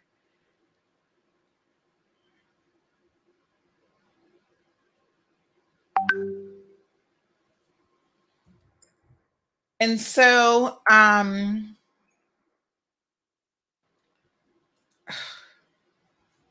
this is not good. And like any man, especially with anybody who assaults somebody else, you're going to end up in court. And of course, you're going to be on CMR.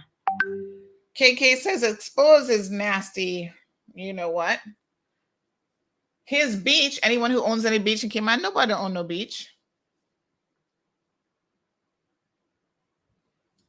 Why do I have CC on your screen? What's CC? I don't know. I'm not sure what that was about.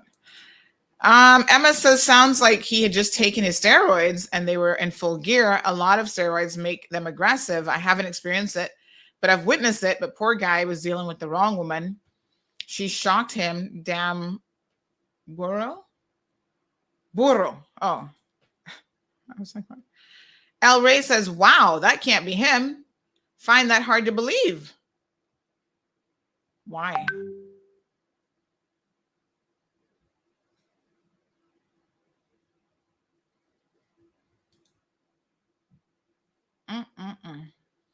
Give me a second. Let me just refresh my screen. I've just noticed recently there's been a lag, and I'm not really sure what's causing it, but it's definitely on my end. And I'm trying not to have too many tabs open, but it's a lag with me pulling up on-screen comments. Now, thanks to Flo, I got the fastest internet in the whole world right here. So I don't think it's that, but something is lagging. Just one second. I'm just going to reload real quick.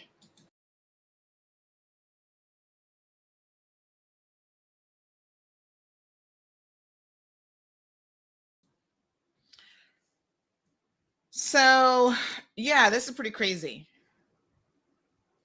KK says, yes, she's short. She's petite, not just short, because you got people who are short and fat, and they would still be like 250 pounds. So at least they got a little meat on them. This girl looks like she's very, very petite. What a mess. Catherine says he's always been an a-hole. Oh, he used to work cable and wireless.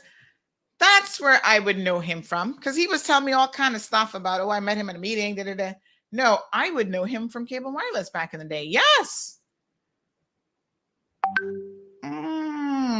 El Rey says out of character. Well, El Rey, I don't know, because a lot of women are saying, someone says he's Graham Rankin's first cousin. Don't be putting it on Graham now, But I am just like, what? The aggression involved, I'm trying to get the video, but definitely the aggression involved in what he did is crazy. And I don't know that it was anywhere near an appropriate response. I mean, you can't just do that. Jamila said, make 4 Cubans come out East End and you would see 4 cars running up there.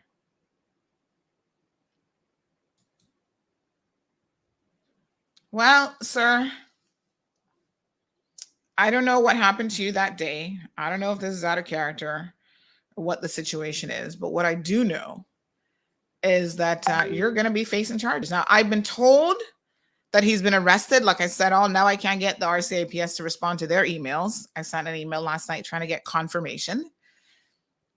But my unofficial sources have said that he has been arrested. I'm not sure, Andine, because I don't actually see closed captions. So, but they've always been there. Closed captions, that's a Facebook feature. So they're always there.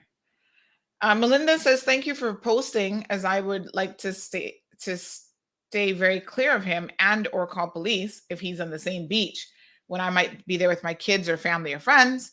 I know his face, his behavior is unacceptable. Even if he actually owned the beach, he has no right to treat people in that manner. I send my guests there all the time, but nobody owns a beach in the Cayman Islands.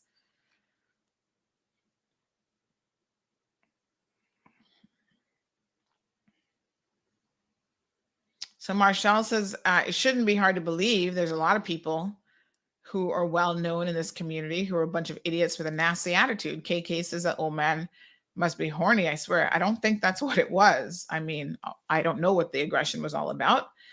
But Wendell, wow. Unbelievable. I must say, now that you say Cable Wireless, now I know definitely. Yes, I've seen him. He used to be part of the tech team or whatever that would go out and fix stuff, right? Oh my gosh, dude, what on earth? Well, if you don't have a record,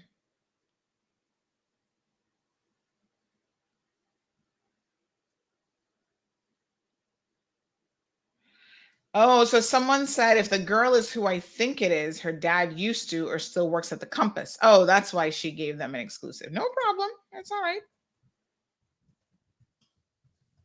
No worries. I mean, I don't know who she is, but regardless, her story, I think, is an important one. Even if she just gives it to the Compass, that's not going to stop us from talking about it. It's definitely an important conversation. You know, violence against women, folks. We have had a woman jogging, minding her own business, and, you know, just doing her thing in South Sound, grabbed aggressively by a man, pushed in the bushes, and he was trying to sexually assault her or kill her. I'm not really sure which one because he sounds like he's batshit crazy.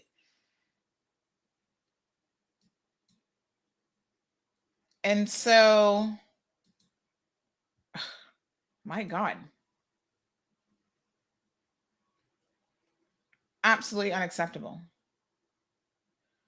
So she actually has a photo of him on the beach jogging. Like I said, she didn't post the video on her own page, so I can't get a source for the video. But they were beginning to get concerned. I guess she, like she said, decided to record it. Now, folks, I haven't been to this beach in a minute, but there would have been plenty room for him to. You see where he's jogging, almost in her path. He could have jogged behind her, in front of her.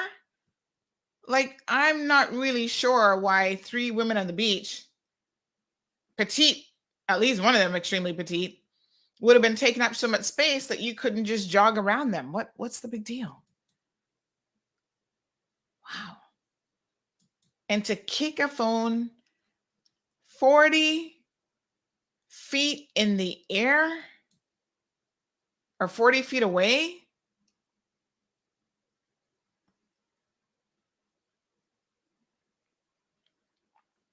So 15 hours ago, Brittany, the other girl, and they all seem to be pretty.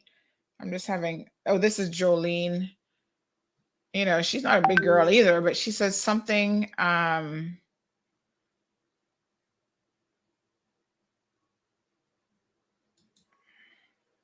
That it's been 4 days and they have been in limbo.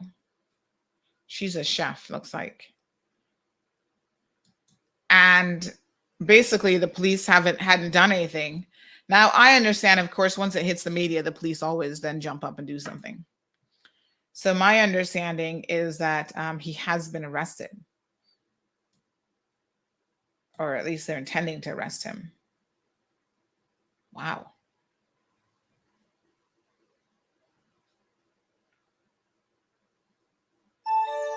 This is unbelievable. Now, folks, you cannot call CMR under any circumstances when you're involved in this type of situation. And some people do this now because they're like, oh, yeah, it's going to end up on Law Road. Let me call and tell my side of the story. Well, you can tell your side of the story, but what you can't do is control the narrative. Like the truth will find its way out. And I don't like to tell people's stories for them.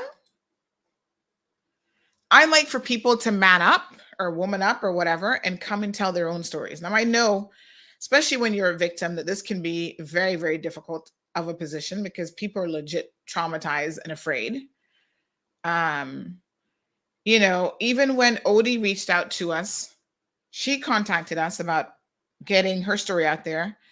She's like, I want to warn other women.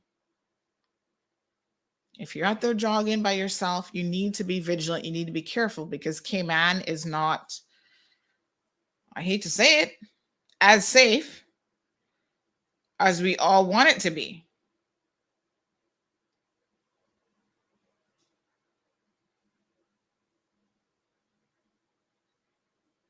And during her story, folks, her voice was cracking.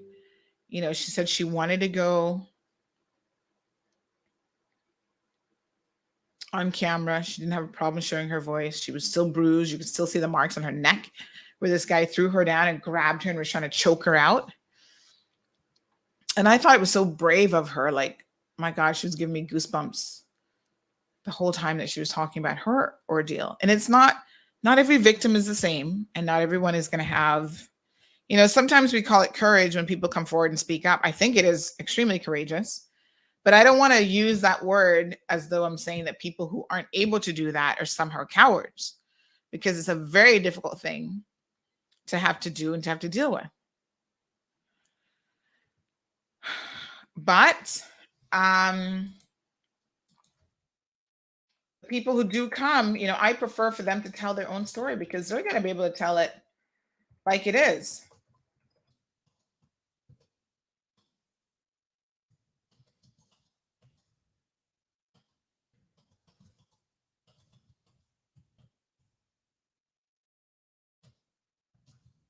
Even Stacy and her story. I'm like, come in and you tell us in your own words what's going on and what's happening. I got to tell y'all something. You know, the one case that I lost, this criminal case with y'all know who. One of the things that the judge said that has stayed with me is that the people in your community cannot expect you to be the martyr for their stories. So they're sending you messages saying this man is sexually harassing my daughter. He's sending her all these inappropriate messages. He's doing this, he's doing that. At some point, they need to stand up. So some of you, when you contact me, I'm like, oh, you have a story? You need to come and be the face of your story. If you want to accuse someone of attacking you, of molesting you, of all these things,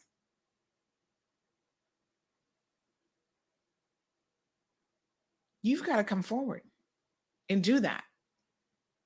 You put me in a legally impossible situation when you do otherwise. I wasn't there. I can't say what happened, but you can. Now we have the technology, and I'm working on this, so that you can call in on the phone. You can call in through the computer. You know, you don't have to show your face when you come as a guest on the computer. But soon I'm going to be hopefully working on how we can actually even distort your voices if that needs to happen. Because I know that in this community, being a victim, you will be re-victimized. There's another guy who, Darren Ebanks, remember him? He was supposed to have a trial again this week for assaulting another woman. This guy is a prolific woman beater. And he decided to plead guilty at the last minute before the trial. He's already been found convicted of other stuff.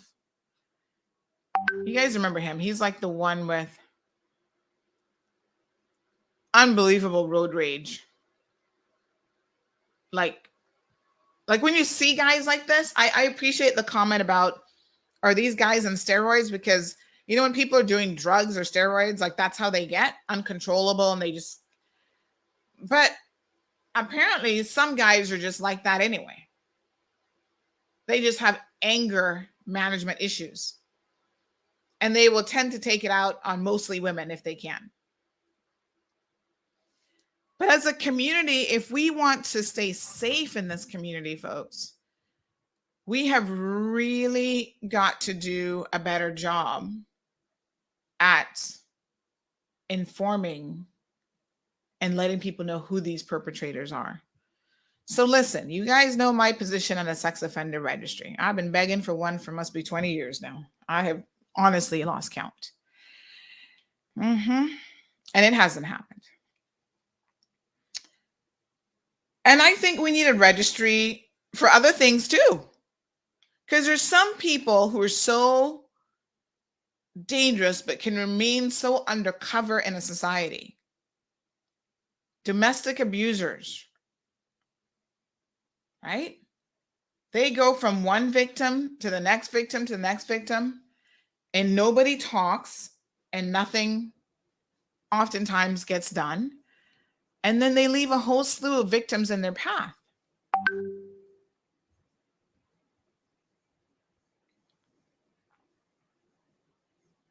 You can't keep people, especially women and children in your community, safe if we don't know who the perpetrators are. Some of you guys need professional help. If you've got an anger management issue, just get the help that you need. Because the response, based on what I've heard of what transpired here, the response seems out of balance. It just doesn't make any sense. You don't respond to someone like this. Now, might you get upset if someone was recording you and you didn't want them to record you? Well, let me remind you all, and I'll take this opportunity to do so. When you're in public, you have no right to privacy.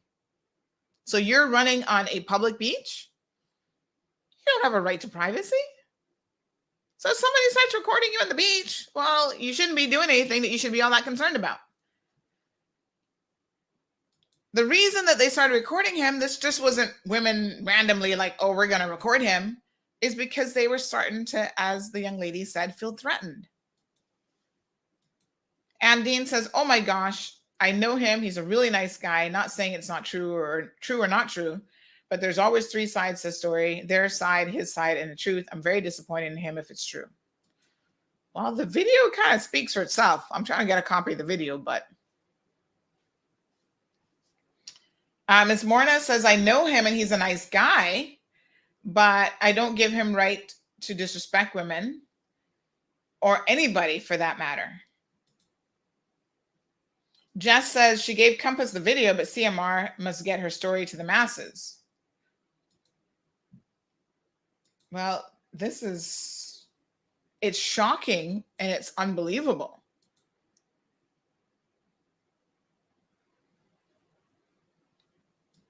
Gigi says, what is hard to believe, because I know this guy, he's very polite. Let's hear the second part of the history. Well, I was trying to find his number because he did call me, but my phone logs only go back to Wednesday. So listen.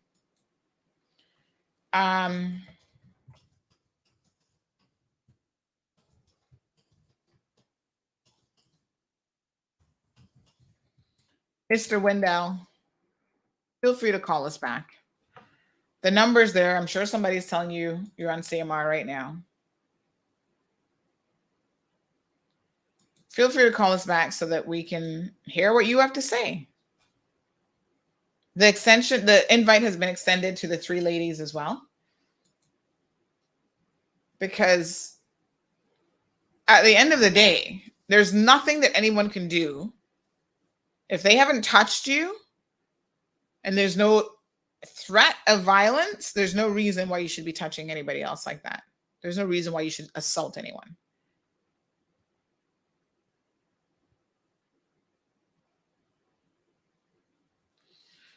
Elizabeth says, keep Cayman safe at all costs. Police department needs to be brief on the subject.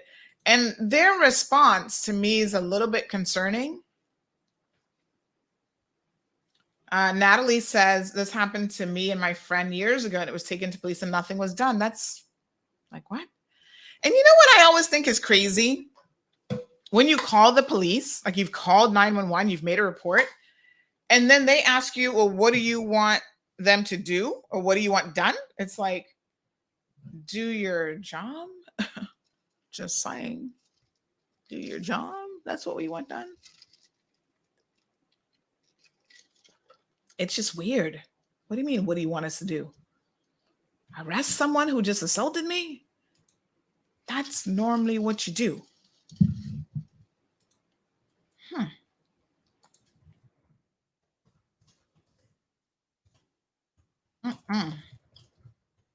Bizarre. What do you want us to do? You've given a statement. I'd like for you to carry out a full investigation. Shocker. Isn't that what the police do?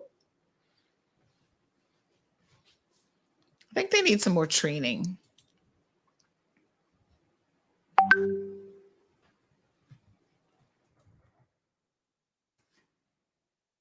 So one person said that I understand up until last night he was not arrested. So this is where I reached out to them because I'd like some information. So someone says that they've tasked their BT team, this must be a police officer, to arrest him today. And then somebody else said, not in my district, but we arrested him today. So I'm trying to figure out, is he arrested or is he not arrested? It would be nice if the police could just respond to their email. So I was trying to wait this morning to give them a little bit extra time, but nothing is yet. So I don't know.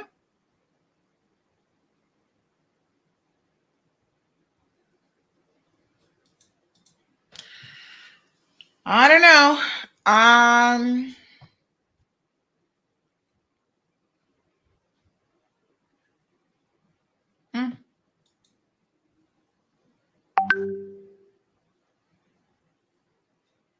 What a mess. It's horrible. And what I want to say to Mr. Wendell, whatever happened to you that morning, I don't know if you were just having a bad morning. Some people are saying this is out of character. Other people say you've always been an asshole. Whatever the situation is, maybe some help is in order. Maybe you need to evaluate what's going on in your life. You know, you're jogging on the beach and your perception was that these women were somehow purposely getting in your way. They said nothing like that was going on. But, you know, why would you even think that? And then the comment that you made to them, oh, well, thank God you're a Caymanian. What does that mean? Exactly. Like if they weren't a Caymanian, you think it'd be okay to assault them? If you didn't hear Caymanian accent, you would have been like, yeah, I can kick your ass and beat you up and that would be okay? Say what? Listen, I don't care if you're a Caymanian, if you're from Mars and you're here in a human form. You have rights and you have the right to not be molested, assaulted, raped, kicked in the face, have sand kicked on you, all those things. That's assault. You can't excuse this kind of behavior under any circumstances, no matter what you thought in your head that they may have been doing to you. Wow. It's crazy. Shamika says nothing is being done by the police. The police never showed up at the scene. They said they were changing shifts and nobody showed up.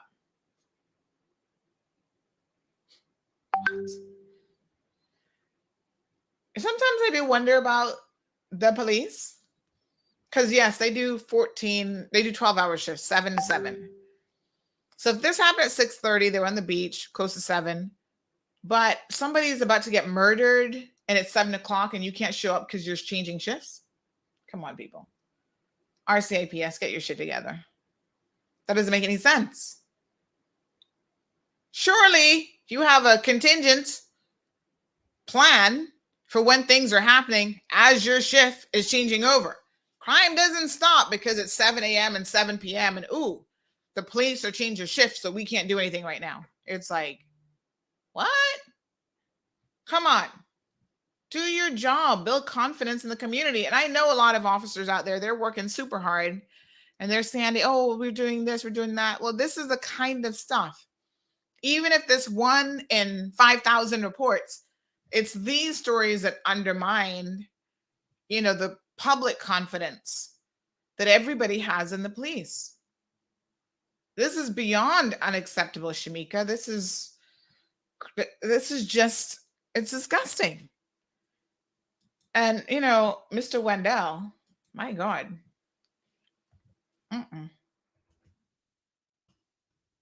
We can't give you right in this situation. So I don't know what you're calling me for, because I can't help you.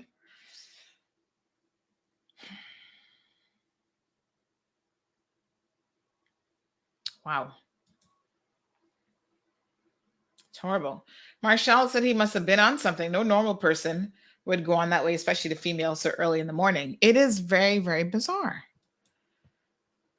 And of course, we can speculate about this, that, and the next thing. I don't know what was going on in Mr. Wendell's head. The only way we could know that if he decides to call me back and tell us all. Don't just tell me, because, like I said, I might not end up conveying it right.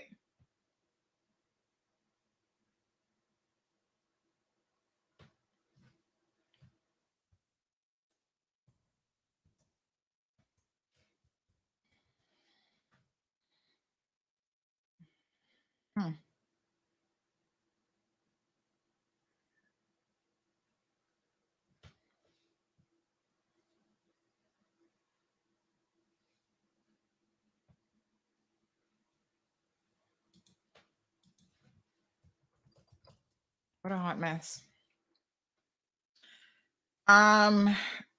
Folks, get it together. A lot of people are stressed out. If you feel yourself getting stressed out in life and you find that you're overreacting to things and you're getting violent with people that you don't even know, it's probably time to get some therapy, to get some help for yourself. Maybe it's COVID rage. The man has pent up anger about how life has changed because of COVID. I'm speculating because I have no idea. I don't know what this is all about. Marshall says, tell the police that someone has drugs and you'll see how fast they can get there. Unfortunately for the police, they have a reputation of not responding well to certain types of things. Domestic incidents is one, violence against women, violence against children. I mean, I think they need to rebuild their reputation in reference to these types of offenses. So I don't know. Like I said, I don't really know him. Now that you mentioned he worked at Flow, he does look familiar, and I can say, oh yes, I've seen him around for sure. But wow. Crazy. All right. We have a member of the public who's asking for your help. This boat has been stolen in East End. It belongs to an elderly gentleman who is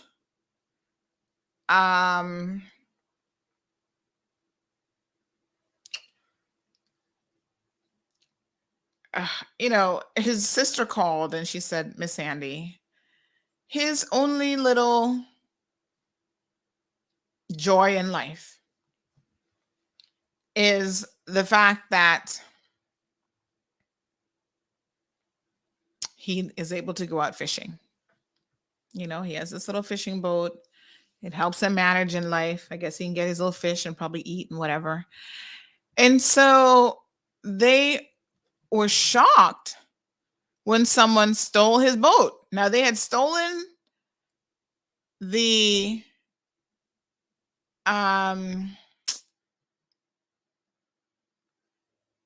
engine before, and then he went and found some money. They all put together and bought him a new engine. And now they've stolen the entire boat. Come on, people. It's like, you can't do this. So this boat was stolen sometime the night of the 23rd between the night of the 23rd and probably early morning on the 24th. So this was yesterday. It was in the water across from the East End Primary School.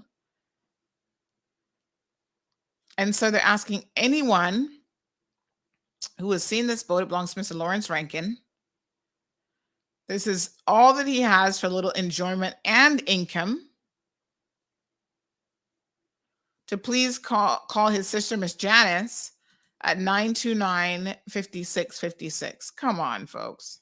Don't do this to poor little Mr. Lawrence. He needs to eat just like everybody else. His little mental sanity. This is his little boat. Return the boat. I don't know who would have stolen this, but y'all are wrong. You know, people can leave their little boats in the water and not have you steal it. Is that still possible? Jeez. Somebody out there knows where the boat is. Take a good look at it again. And if you see anybody with this boat, please call the sister or call 911, although you probably get to the sister quicker than the police showing up. If you borrowed the boat, just return it.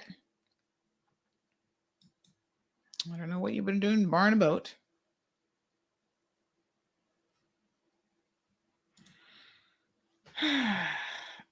Jess says, or if you get the video, the pictures will tell the story. Yeah, I mean, if we get the video, I mean, we can kind of see too what's happened, right? Gabby says, I stopped calling them too concerning domestic disputes because they would come and treat me like I'm wasting their time and ask me, so what do you want us to do? Kiss my teeth. RCIPS is a circus with a bunch of clowns as officers. You know, I've said it before that in actuality, this concept of them not taking domestic situations very seriously is really, really sad.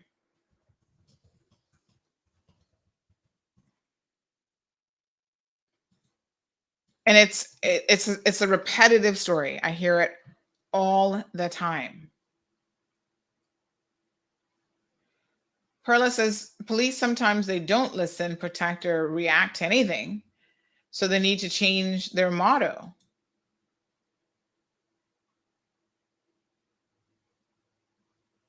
So Marshall's wondering about the boat, if maybe they changed the boat already, the color of the boat. Well, hopefully not. It occurred to me, I think that drug runners, do people run drugs? I know we're always getting drugs coming in, for sure. But anybody running on a boat from Cayman, maybe they're trying to get back to Jamaica illegally, or Honduras, wherever they're coming from, mostly Jamaica. We know that to be the case.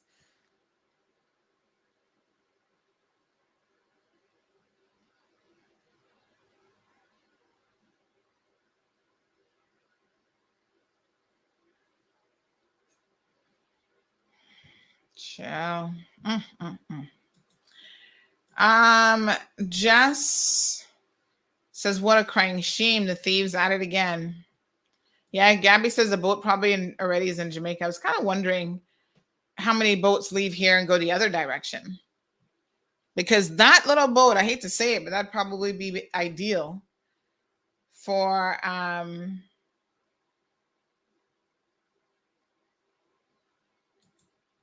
that would probably be ideal for drug runners. Shoot, that boat is pretty good for somebody trying to escape Cuba and come this direction.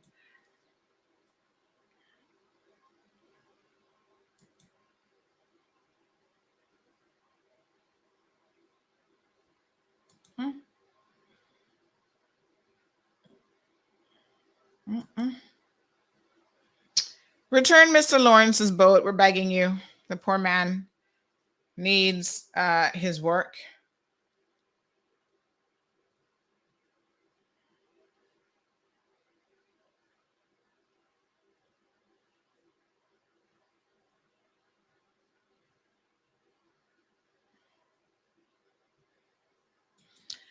All right, let me give you guys an update.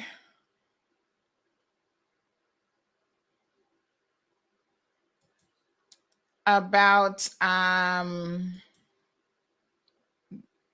the jackass in West Bay. by the name of Wilson Mendoza.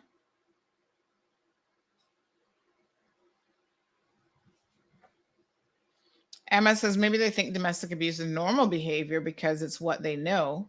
People grow up with what they see and do what they and not what they read in books. Oh yes, for sure. Oh, Jamila, we don't have time to get into that because now listen, come Monday, if we were on radio, it's now 9:34. It would have cut off at 9:30. So I got to be paying attention to do my outro. Even if you and I go into overtime here, what I would do is I would do the outro song for the radio audience. So I know how many seconds that's going to be and whatever. And the show. But child, those are my fake lashes. Those are not. Gigi's asking what brand mascara. Gigi, where have you been, my darling? This is a beautiful filter that means I have to do no makeup in the morning. So I don't have to put on mascara because those lashes are not even real. It's all optics. So you see how I have it looks like I have on foundation. The only thing I have to do are the lips. I put on a little bit of lip gloss or whatever. Everything else, I got a little bit of rouge. All that is my little trick of modern technology. So I'm not wearing any makeup. And I actually like it because I don't like to wear makeup anyway. So now I'd have to clog up my pores in the morning. And I got a little bit of shininess going on here, though. I got to do something with that. But yes, all this makeup and stuff. You see my little skin tags that I have? The lashes, that's all artificial intelligence. The computer doing its magic. The other day, I kind of switched up on you guys because this is normally the filter that I use. And I don't think that you guys noticed that I actually use a different filter. I'm going to be doing some different ones. I'm going to switch it up every day. Like some I'll do a different look. So stay tuned. Pure excitement in the filter department. Marshall says these thieves aren't sparing anything nowadays. Once it's close range, they're taking it, unfortunately. Thank you, Keisha. I appreciate that. Thank you, darling. All right, folks. So let me give you a brief update. Monday, we're going to delve into this letter Richie Barton sent to the government. No, that's not going to be Monday's show. Oh my gosh, darn it. That's probably going to be Tuesday. Because Monday is hopefully our inaugural launch. And so if it happens on Monday, like I said, they still got some work to do. Dulcie says nobody says rouge now. We say blush. I know, right? That was so old school. So yes, on Monday, we're gonna just have lots of fun on the show, and we're gonna have a serious guest coming on. So I'm just firming up for sure. What? Oh no.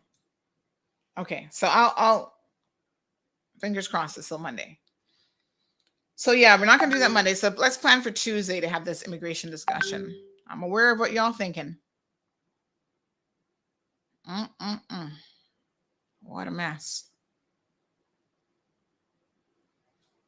Boy, oh boy, oh boy. All right, so join the party on Monday. You guys know how to call in, 936 Bobo. We're going to have a good time. We're going to have some guests jumping in. So feel free to celebrate with us. This is just another step as we move into expanding, right? So we're going to be on radio now, the morning show. And we also have Premier Access that's going to be on radio as well. So next week will be our first Premier Access on the 30th. That's going to be on radio also. So super exciting times up ahead. Jamila says hot mess. Yeah, I need it. Speaking of hot mess, I need to go and do some recordings to send to the voiceover people who are putting together my new intro for me. Yay. Folks, I want you guys to have a fantastic weekend. Please be safe, right? Emma says, March is your month, girl. Keep marching. Yeah, things happening in March. March 2 years ago, we went daily, and here we are now going on the radio, and we're just moving right along, chucking right along. Can we get a hallelujah up in here?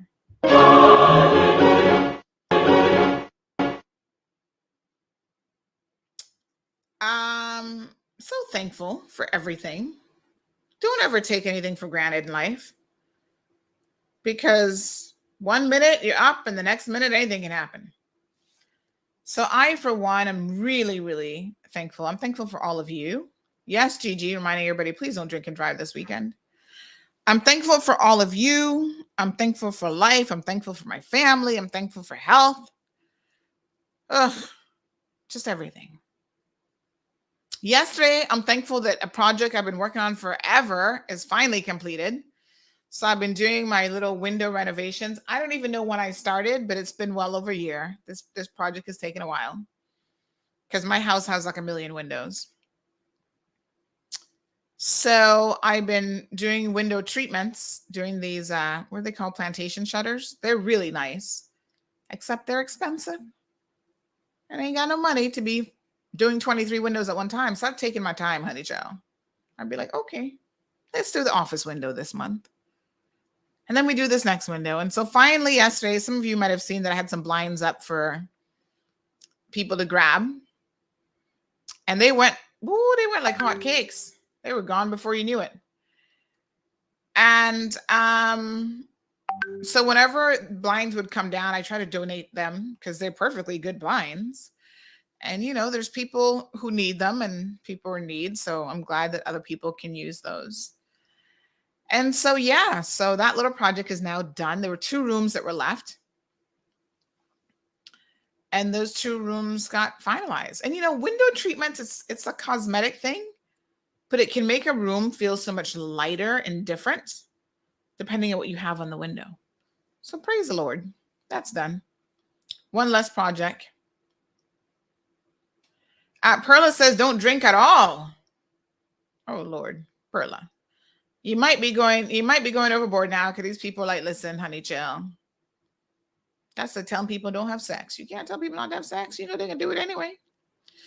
Time to hustle, says Jamila. Have a nice weekend. Thank you, Miss Mary. Y'all have a fantastic weekend. Please be safe. I'm going to be doing probably a little bit of work behind the scenes, still trying to get ready for Monday because I want Monday to try to go off without a hitch. Now I know there's going to be hiccups and problems along the way.